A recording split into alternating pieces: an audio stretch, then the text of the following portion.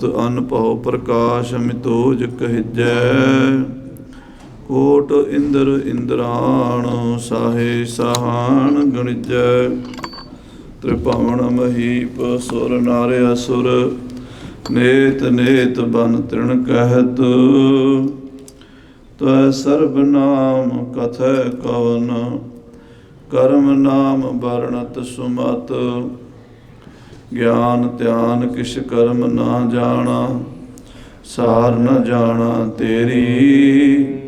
सब ते वड्डा सतगुरु नानक जिन कल राखी मेरी। मैं मूर्ख की केतक बात है कोट पराधी तरियारे। गुरु नानक जिन सुनिया पेखिया से फिर गर्भास ना परियारे। गुरु नानक जिन सुनिया पेखिया से फिर गर्भास ना परियारे। सतनाम श्री वाहिगुरु साहिब जी। सोरठ महला पंजवा। गुरपूरै कृपा धारी प्रभ पूरी लोच हमारी। कर स्नान ग्रह आए अनंद मंगल सुख पाए। संत हो राम नाम निस्तरियै उठत बैठत हर हर ध्याइयै। अन दिन सुकृत करियै रहाओ। वाहिगुरु जी का खालसा वाहिगुरु जी की फतेह।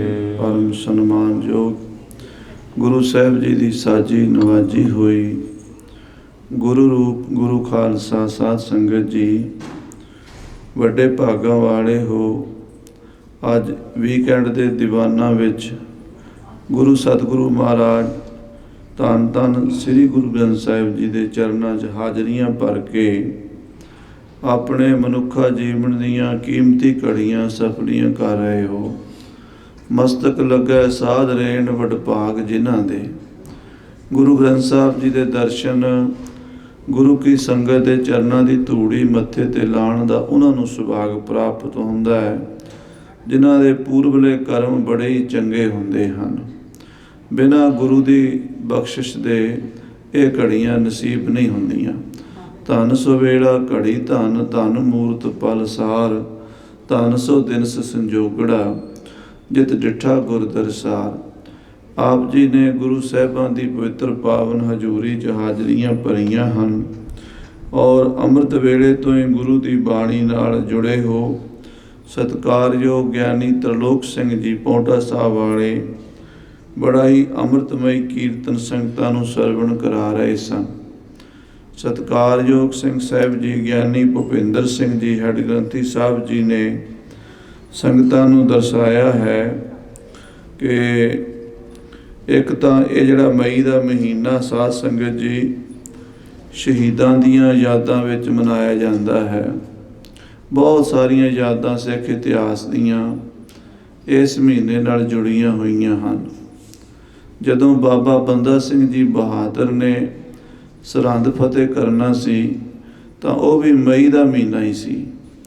ਸਰਹੰਦ ਨੂੰ ਫਤਿਹ ਕਰਨ ਲੱਗਿਆਂ ਬੜੇ ਬੜੇ ਸੂਰਮੇ ਬਾਬਾ ਵਿਨੋਦ ਸਿੰਘ ਜੀ, ਬਾਬਾ ਕਾਹਨ ਸਿੰਘ ਜੀ, ਬਾਬਾ ਬਾਜ ਸਿੰਘ ਜੀ, ਭਾਈ ਰਣ ਸਿੰਘ ਜੀ, ਬਾਬਾ ਦੀਪ ਸਿੰਘ ਜੀ ਸ਼ਹੀਦ। ਇਸੇ ਤਰ੍ਹਾਂ ਸਾਧ ਸੰਗਤ ਜੀ ਬੜੇ ਬੜੇ ਨਾਮ ਬਾਣੀ ਵਾਲੇ ਜਪੀ ਤਪੀ ਸੂਰਮੇ ਭਾਈ ਆਲੀ ਸਿੰਘ, ਭਾਈ ਮਾਲੀ ਸਿੰਘ ਉਸ ਚੱਪੜਚਿੜੀ ਦੀ ਜੰਗ ਵਿੱਚ ਸ਼ਾਮਲ ਹੋਏ ਸਨ। ਮਾਝੇ ਮਾਲਵੇ ਦੁਆਬੇ ਤੋਂ ਹਜ਼ਾਰਾਂ ਸਿੰਘ ਇਕੱਠੇ ਹੋਏ ਸਨ ਔਰ ਸਰਹੰਦ ਫਤਿਹ ਕਰਨ ਲਈ ਚੱਪੜਚਿੜੀ ਦੇ ਮੈਦਾਨ ਵਿੱਚ ਬੜੀ ਗਹਿ ਗੱਚ ਜੰਗ ਹੋਈ ਸੀ। ਬਹੁਤ ਖੂਨ ਡੋਲਵੀ ਲੜਾਈ ਹੋਈ ਸੀ। ਉਹਦਾ ਇੱਕ ਪਾਸੇ ਤਾਂ ਬੜਾ ਤਜਰਬੇਕਾਰ ਜਰਨੈਲ ਸੀ ਸੂਬਾ ਸਰਹੰਦ ਵਜ਼ੀਰ ਖਾਨ, ਜਿਹਨੇ ਕਲਗੀਧਰ ਪਾਤਸ਼ਾਹ ਮਹਾਰਾਜ ਦੇ ਦੋ ਛੋਟੇ ਸਾਹਿਬਜ਼ਾਦੇ ਬਾਬਾ ਜੋਰਾਵਰ ਸਿੰਘ ਜੀ, ਬਾਬਾ ਫਤਿਹ ਸਿੰਘ ਜੀ ਨੂੰ ਨੀਹਾਂ ਵਿੱਚ ਚਿਣ ਕੇ ਸ਼ਹੀਦ ਕਰ ਦਿੱਤਾ ਸੀ। ਉਹਦਾ ਗੁੱਸਾ ਸੀ ਖਾਲਸੇ ਦੇ ਮਨਾਂ ਵਿੱਚ। बड़ा भारी दुख सी, क्योंकि कलगीधर जी ने बचन कीता सी कि सरहंद दी इट नाल इट खड़का देंगा। खालसा मेरा इहो जिहा आवेगा कि सरहंद दी इट नाल इट खड़का देणगे सिंह। सो ਉਹ ਜਿਹੜਾ ਬਚਨ ਸੀ ਮਹਾਰਾਜ ਦਾ ਉਹ ਪੂਰਾ ਹੋਣ ਦਾ ਸਮਾਂ ਆ ਗਿਆ। ਸਨ 1710 ਦੇ ਵਿੱਚ ਸਾਹਿਬਜ਼ਾਦਿਆਂ ਦੀ ਸ਼ਹੀਦੀ ਤੋਂ ਕੁੱਲ 5 ਸਾਲ ਬਾਅਦ ਗੁਰੂ ਖਾਲਸੇ ਨੇ ਬਦਲਾ ਲਿਆ। ਬਾਬਾ ਬੰਦਾ ਸਿੰਘ ਜੀ ਬਹਾਦਰ ਖਾਲਸੇ ਦਾ ਦਲ ਲੈ ਕੇ ਚੱਪੜਚਿੜੀ ਦੇ ਮੈਦਾਨ ਵਿੱਚ ਉਤਰੇ ਔਰ ਸਾਧ ਸੰਗਤ ਜੀ ਉਹਨਾਂ ਦੇ ਨਾਲ 4 ਤਰ੍ਹਾਂ ਦੀ ਫੌਜ ਸੀ। ਇੱਕ ਤਾਂ ਉਹ ਸਨ ਗੁਰੂ ਦੇ ਲਾਲ, ਜਿਹੜੇ ਬਿਨਾਂ ਤਨਖਾਹ ਦੇ ਬਿਨਾਂ ਕਿਸੇ ਲੋਭ ਲਾਲਚ ਦੇ ਮਨ ਵੇਚੈ ਸਤਿਗੁਰ ਕੇ ਪਾਸ, ਤਿਸ ਸੇਵਕ ਕੇ ਕਾਰਜ ਰਾਸ, ਸੇਵਾ ਕਰਤ ਹੋਏ ਨਹਿ ਕਾਮੀ, ਤਿਸ ਕੋ ਹੋਤ ਪ੍ਰਾਪਤ ਸੁਆਮੀ। ਜਿਹੜੇ ਗੁਰੂ ਦੀਆਂ ਖੁਸ਼ੀਆਂ ਹੀ ਲੈਣੀਆਂ ਚਾਹੁੰਦੇ ਸਨ, ਜਿਹੜੇ ਚਾਹੁੰਦੇ ਸਨ ਵੀ ਇਹ ਸੰਸਾਰ ਤੋਂ ਪਾਰ ਲੰਘ ਜਾਈਏ, ਉਹ ਪਰਮਾਤਮਾ ਦੇ ਦੇਸ਼ ਜਦੋਂ ਜਾਈਏ ਤੇ ਸਾਡੀ ਆਤਮਾ ਜਨਮ ਮਰਨ ਦੇ ਚੱਕਰਾਂ 'ਚ ਨਾ ਪਵੇ, ਸਾਡੀ ਦਰਗਾਹ ਵਿੱਚ ਬੌੜੀ ਹੋਵੇ। ਬਸ ਗੁਰੂ ਦੇ ਲੇਖੇ ਲੱਗੇ ਹੋਏ ਸਨ। ਉਹ ਗੁਰੂ ਦੇ ਲਾਲ ਲਗਭਗ 7-8 ਹਜ਼ਾਰ ਦੀ ਤਾਦਾਦ ਵਿੱਚ ਸਨ। ਦੂਸਰੀ ਫੌਜ ਉਹ ਸੀ ਜਿਹੜੀ ਮਹਾਰਾਜਾ ਪਟਿਆਲਾ ਤੇ ਨਾਭਾ ਦੇ ਵਡੇਰਿਆਂ ਨੇ, ਸਰਦਾਰ ਰਾਮ ਸਿੰਘ, ਤਰਲੋਕ ਸਿੰਘ, ਇਹ ਨਾਭੇ ਦੇ ਪਟਿਆਲੇ ਤੇ ਜੀਂਦ 3 ਰਿਆਸਤਾਂ ਦੇ ਵਡੇਰੇ ਹੋਏ ਨੇ। ਇਹਨਾਂ ਦਾ ਵੱਡਾ ਬਾਬਾ ਫੂਲ ਹੋਇਆ, ਜਿਹਨੇ ਸ੍ਰੀ ਗੁਰੂ ਹਰਿਰਾਏ ਸਾਹਿਬ 7ਵੇਂ ਪਾਤਸ਼ਾਹ ਦੇ ਸਾਹਮਣੇ ਪੇਟ ਵਜਾਇਆ ਸੀ ਤੇ ਗੁਰੂ ਸਾਹਿਬ ਨੇ ਆਖਿਆ ਸੀ, ਕਾਲਿਆ ਇਹ ਬੱਚੇ ਕੀ ਕਰਦੇ ਨੇ। ਸੰਦਲੀ ਤੇ ਫੂਲ 2 ਭਰਾ ਸਨ। ਇਕੱਠਾ 7 ਸਾਲਾਂ ਦੇ ਦੋਵੇਂ ਭਰਾ, ਕੱਪੜਾ ਤਨ ਤੇ ਕੋਈ ਨਹੀਂ, ਖਾਣ ਨੂੰ ਰੋਟੀ ਨਹੀਂ। ਗੁਰੂ ਹਰਿਰਾਏ ਸਾਹਿਬ ਦੇ ਸਾਹਮਣੇ ਇੱਦਾਂ ਪੇਟ ਤੇ ਹੱਥ ਮਾਰਦੇ ਤੇ ਸਤਿਗੁਰੂ ਪੁੱਛਦੇ, ਕਾਲਿਆ ਇਹ ਬੱਚੇ ਢਿੱਡ ਕਿਉਂ ਵਜਾਉਂਦੇ ਨੇ? ਕਹਿੰਦੇ ਮਹਾਰਾਜ ਇਹਨਾਂ ਦੀ ਮਾਂ ਮਰ ਗਈ ਹੈ ਤੇ ਰੋਟੀ ਖਾਣ ਨੂੰ ਹੈ ਨਹੀਂ, ਤੁਹਾਡੇ ਤੋਂ ਰੋਟੀ ਮੰਗਦੇ ਨੇ। ਸੱਚੇ ਪਾਤਸ਼ਾਹ ਨੇ ਕਿਹਾ ਇਹਨਾਂ ਦੇ ਘੋੜੇ ਜਮਨਾ ਤੇ ਸਤਲੁਜ 'ਚ ਪਾਣੀ ਪੀਆ ਕਰਨਗੇ, ਯਾਨੀ ਜਮਨਾ ਤੇ ਸਤਲੁਜ ਦੇ ਵਿਚਕਾਰ ਇਹਨਾਂ ਦਾ ਰਾਜ ਹੋਵੇਗਾ। ਸੋ ਉਸੇ ਪਰਿਵਾਰ ਵਿੱਚ ਬਾਬਾ ਰਾਮ ਸਿੰਘ ਤੇ ਤਰਲੋਕ ਸਿੰਘ ਦੋਵਾਂ ਨੇ, ਪਹਿਲਾ ਨਾਂ ਸੀ ਰਾਮਾ ਤੇ ਤਰਲੋਕਾ, ਦੋਵਾਂ ਨੇ ਦਮਦਮੇ ਸਾਹਿਬ ਕਲਗੀਧਰ ਤੋਂ ਖੰਡੇਰਾ ਅੰਮ੍ਰਿਤ ਛਕ ਕੇ ਰਾਮ ਸਿੰਘ ਤੇ ਤਰਲੋਕ ਸਿੰਘ ਪਦਵੀ ਪਾਈ ਸੀ। ਉਹ ਇਸ ਜੰਗ ਵਿੱਚ ਆਪ ਡਾਇਰੈਕਟ ਸ਼ਾਮਲ ਨਹੀਂ ਹੋਏ। ਕਾਰਨ ਕਈ ਸਨ, ਕਿਉਂਕਿ ਉਹ ਸਰਕਾਰ ਵੱਲੋਂ ਵੀ ਚੌਧਰੀ ਸਨ। ਚੌਧਰੀ ਹੋਣ ਕਰਕੇ ਸਰਕਾਰ ਨੂੰ ਵੀ ਮੂੰਹ ਵਿਖਾਉਣਾ ਪੈਂਦਾ ਸੀ। ਇਸ ਕਰਕੇ ਸਿੱਧੇ ਡਾਇਰੈਕਟ ਉਹ ਇਸ ਜੰਗ 'ਚ ਆਪ ਨਹੀਂ ਆਏ। 2000 ਬਰਾੜ ਮਾਲਵੇ ਦੇ ਸਿੰਘ ਤਨਖਾਹ ਦੇ ਉੱਤੇ ਵੀ ਪੈਸੇ ਅਸੀਂ ਦਿਆਂਗੇ, ਤਨਖਾਹ ਅਸੀਂ ਦਿਆਂਗੇ, ਤੁਸੀਂ ਗੁਰੂ ਦੇ ਬੱਚਿਆਂ ਦਾ ਬਦਲਾ ਲੈਣ ਲਈ ਜਾਓ। ਉਹ 2000 ਤਨਖਾਹਦਾਰ ਸਿਪਾਹੀ ਵੀ ਸਨ। ਤੀਸਰੀ ਫੌਜ ਸਾਧ ਸੰਗਤ ਜੀ ਉਹ ਸੀ ਜਿਹੜੇ ਬਾਂਗਰ ਦੇ ਵਿੱਚੋਂ ਹਾਂਸੀ, ਹਿਸਾਰ, ਜੀਂਦ, ਨਰਵਾਣਾ, ਕੈਥਲ, ਕਰਨਾਲ, ਭੇਵਾ, ਅੰਬਾਲਾ ਆਲੇ ਦੁਆਲੇ ਇਲਾਕਿਆਂ 'ਚੋਂ ਇਸ ਲਾਲਚ ਨਾਲ ਇਕੱਠੇ ਹੋ ਗਏ ਸੀ ਬਾਬੇ ਬੰਦੇ ਬਹਾਦਰ ਦੀ ਫੌਜ ਵਿੱਚ ਵੀ ਜਦੋਂ ਸਰਹੰਦ ਸਿੰਘ ਮਾਰਨਗੇ ਤੇ ਉੱਥੇ ਲੁੱਟਮਾਰ ਬੜੀ ਕਰਾਂਗੇ ਤੇ ਜੋ ਲੁੱਟਮਾਰ ਹੋਵੇਗੀ ਸਾਡੀ ਹੋਵੇਗੀ।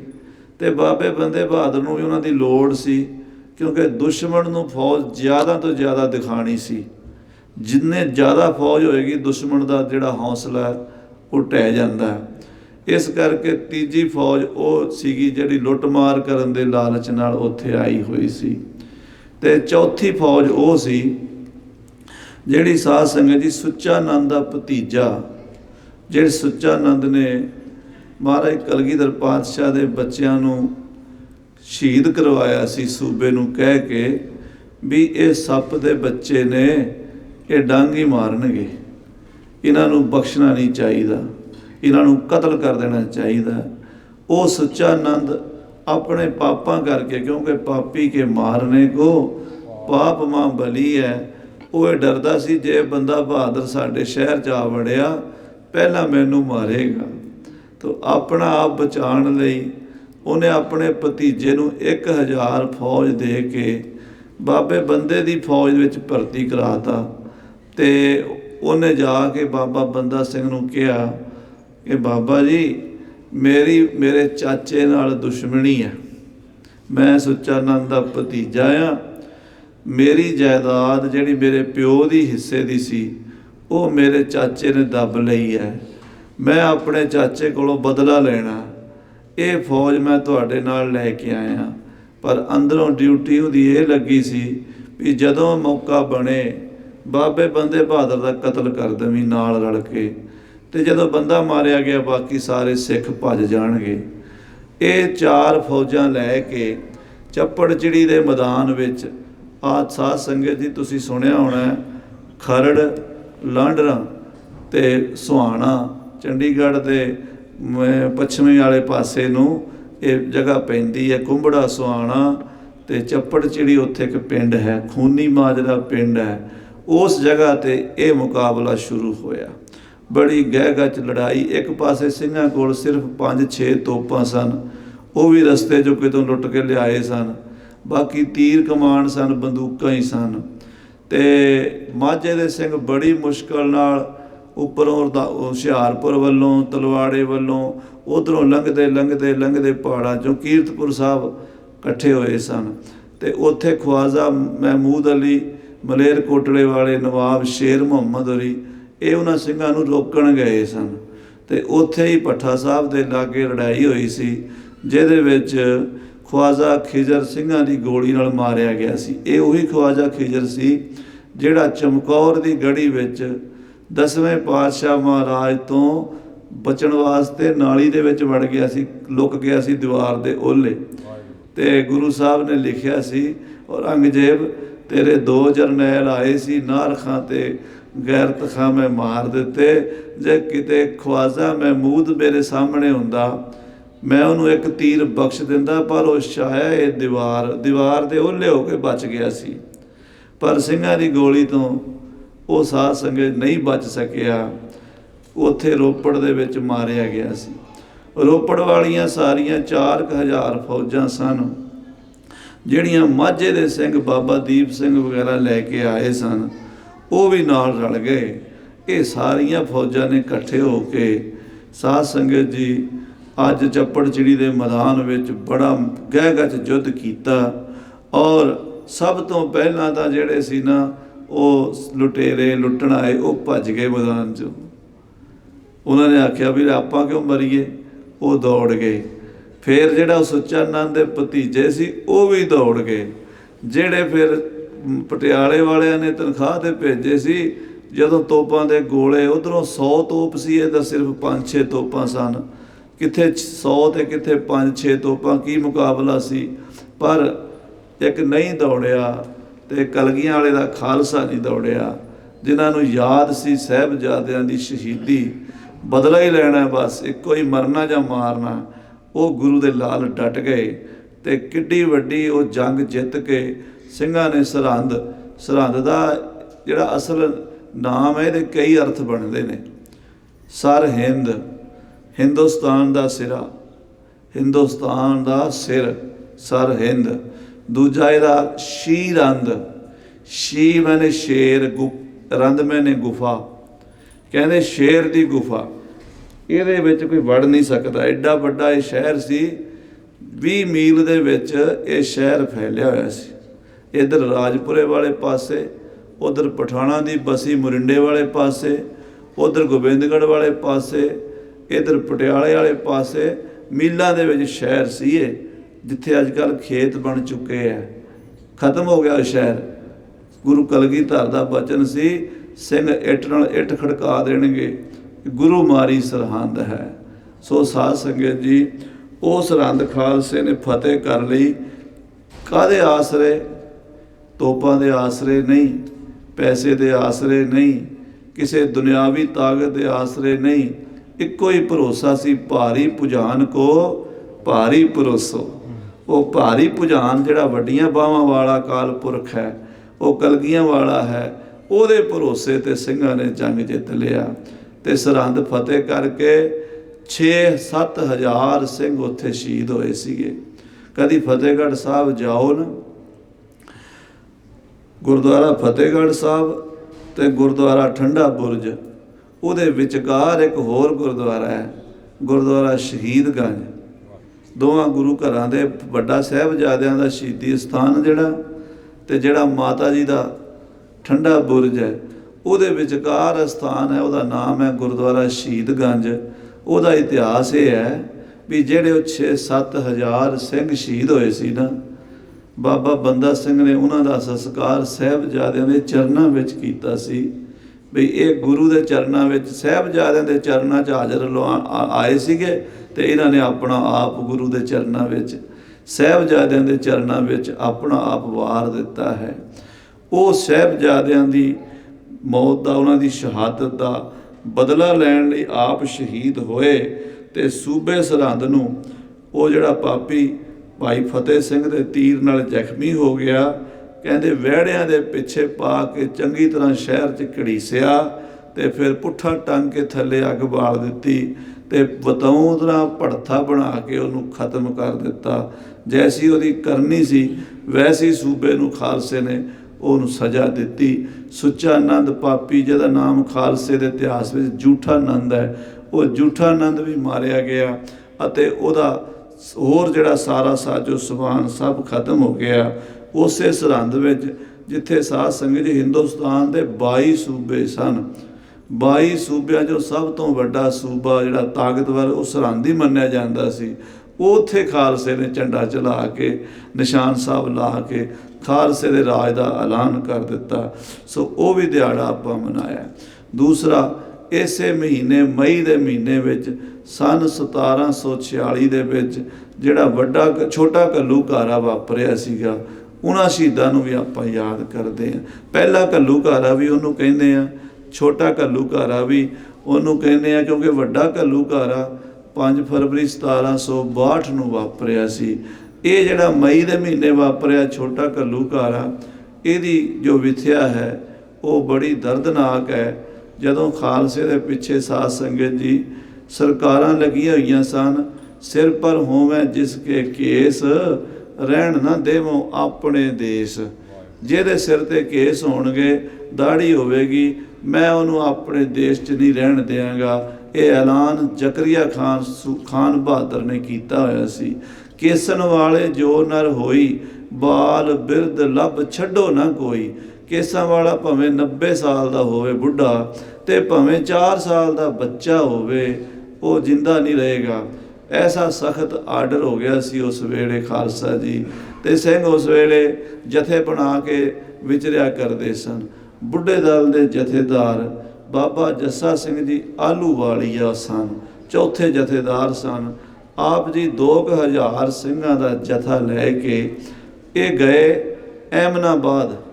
ਤੁਸੀਂ ਸੁਣਿਆ ਹੋਣਾ, ਗੁਰੂ ਨਾਨਕ ਦੇਵ ਜੀ ਮਹਾਰਾਜ ਦਾ ਪਿਆਰਾ ਸਿੱਖ ਭਾਈ ਲਾਲੋ, ਉਹ ਜਗ੍ਹਾ ਦਾ ਨਾਮ ਸੀ ਪਹਿਲਾਂ ਸੈਦਪੁਰ, ਫਿਰ ਬਣਿਆ ਅਹਿਮਦਾਬਾਦ।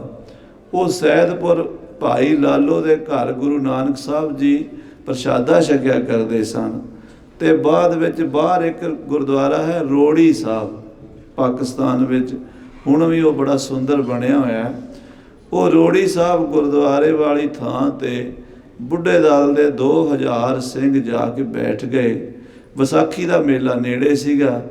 ਸਿੰਘਾਂ ਨੇ ਸੋਚਿਆ ਵੀ ਚਲੋ ਮਹਾਰਾਜ ਕਲਗੀਧਰ ਪਾਤਸ਼ਾਹ ਦੀਆਂ ਖੁਸ਼ੀਆਂ ਲਈਏ, ਸ੍ਰੀ ਗੁਰੂ ਗ੍ਰੰਥ ਸਾਹਿਬ ਜੀ ਦਾ ਅਖੰਡ ਪਾਠ ਕਰਕੇ ਵਿਸਾਖੀ ਮਨਾ ਕੇ ਤੇ ਚਾਲੇ ਪਾ ਦਿਆਂਗੇ। ਜਦੋਂ ਬੁੱਢਾ ਦਲ ਉੱਥੇ ਉਤਰਿਆ, ਉਹਨਾਂ ਨੇ ਉਹ ਜਿਹੜਾ ਉੱਥੋਂ ਦਾ ਸੀਗਾ ਨਵਾਬ, ਉੱਥੋਂ ਦਾ ਉਹ ਦੀਵਾਨ ਸੀਗਾ, ਉਹਦਾ ਨਾਂ ਸੀ ਜਸਪਤ ਰਾਏ। ਜਸਪਤ ਰਾਏ ਨੇ ਆਪਣੇ ਬੰਦੇ ਭੇਜੇ ਵੀ ਤੁਸੀਂ ਸਿੱਖੋ, ਇੱਥੋਂ ਉੱਠ ਜਾਓ, ਖੜੇ ਹੋ ਜਾਓ, ਇੱਥੇ ਨਹੀਂ ਤੁਹਾਨੂੰ ਰਹਿਣ ਦੇਣਾ। ਸਿੰਘਾਂ ਨੇ ਆਖਿਆ ਵੀ ਅਸੀਂ ਆਪਣੇ ਗੁਰੂ ਦੀ ਥਾਂ ਤੇ ਬੈਠੇ ਹਾਂ। ਧੰਨ ਗੁਰੂ ਨਾਨਕ ਦੇਵ ਸੱਚੇ ਪਾਤਸ਼ਾਹ ਨੇ ਇੱਥੇ ਤਪ ਕੀਤਾ, ਰੋੜਾਂ ਦੀ ਗੁਰ ਕਰੀ ਵਿਛਾਈ। ਭਾਈ ਗੁਰਦਾਸ ਜੀ ਨੇ ਲਿਖਿਆ ਨਾ, ਰੇਤ ਅੱਕ ਆਹਾਰ ਕਰ, ਰੋੜਾਂ ਦੀ ਗੁਰ ਕਰੀ ਵਿਛਾਈ, ਭਾਰੀ ਕਰੀ ਤਪੱਸਿਆ, ਬੜੇ ਭਾਗ ਹਰਸਿਓ ਬਣ ਆਈ। ਵੱਡੀ ਤਪੱਸਿਆ ਉੱਥੇ ਸੱਚੇ ਪਾਤਸ਼ਾਹ ਰੋੜੀ ਸਾਹਿਬ ਕੀਤੀ ਗੁਰੂ ਨਾਨਕ ਦੇਵ ਜੀ ਨੇ। ਉਹ ਰੋੜੀ ਤੇ ਅਸੀਂ ਗੁਰੂ ਮਹਾਰਾਜ ਦੀ ਯਾਦ ਵਿੱਚ ਅਖੰਡ ਪਾਠ ਕਰਾਵਾਂਗੇ। ਖਾਲਸੇ ਦਾ ਜਨਮ ਦਿਹਾੜਾ ਵਿਸਾਖੀ ਮਨਾ ਕੇ ਅਸੀਂ ਚਲੇ ਜਾਵਾਂਗੇ।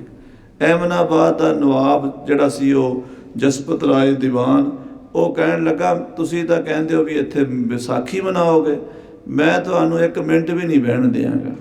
ਫਿਰ ਸਿੰਘਾਂ ਨੇ ਆਖਿਆ ਚਲੋ ਹੁਣ ਲੰਗਰ ਪੱਕਦਾ ਪਿਆ, ਅਸੀਂ ਲੰਗਰ ਛਕ ਕੇ ਚਲੇ ਜਾਵਾਂਗੇ। ਉਹ ਕਹਿੰਦਾ ਮੈਂ ਤੁਹਾਨੂੰ ਰੋਟੀ ਸਿਖੜਿਓ ਖਾਣ ਹੀ ਨਹੀਂ ਦੇਣੀ। ਬੜਾ ਮਾੜਾ ਬੋਲਿਆ। ਹਾਥੀ ਤੇ ਬੈਠਾ ਸੀਗਾ ਤੇ ਸਿੰਘ ਉਹਨੂੰ ਬੜੇ ਪਿਆਰ ਨਾਲ ਸਮਝਾ ਰਹੇ ਸੀ ਵੀ ਸਾਡਾ ਹਿੰਦੂ ਭਰਾ ਹੈ ਤੇ ਇਹਦਾ ਸਾਡਾ ਕੀ ਵੈਰ ਹੈ। ਉਹਨੂੰ ਕਹਿ ਰਹੇ ਸੀ ਤੇਰਾ ਸਾਡਾ ਕੀ ਵੈਰ ਹੈ, ਤੂੰ ਸਾਡੇ ਭਰਾ ਹੈ ਤੂੰ ਸਾਡਾ। ਉਹ ਕਹਿੰਦਾ ਨਾ ਮੈਂ ਨਹੀਂ ਤੁਹਾਨੂੰ ਭਰਾ ਮੰਨਦਾ, ਤੁਸੀਂ ਲੁਟੇਰੇ ਹੋ, ਤੁਸੀਂ ਡਾਕੂ ਹੋ।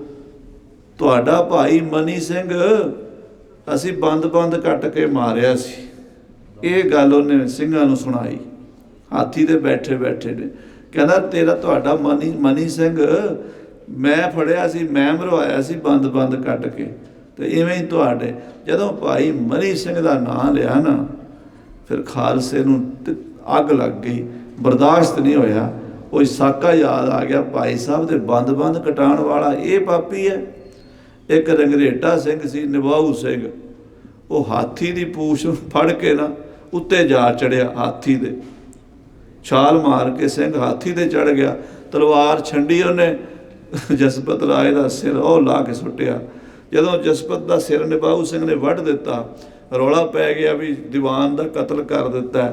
ਸਿੰਘ ਉਹਦਾ ਸਿਰ ਲੈ ਕੇ ਉੱਥੋਂ ਹੁਣ ਚਾਲਾ ਪਾ ਗਏ ਤੇ ਉਹਦੀ ਮਰਨ ਦੀ ਖਬਰ ਫਟਾਫਟ ਲਾਹੌਰ ਪਹੁੰਚਾਈ ਗਈ ਉਹਦੇ ਭਰਾ ਲਖਪਤ ਰਾਏ ਕੋਲ।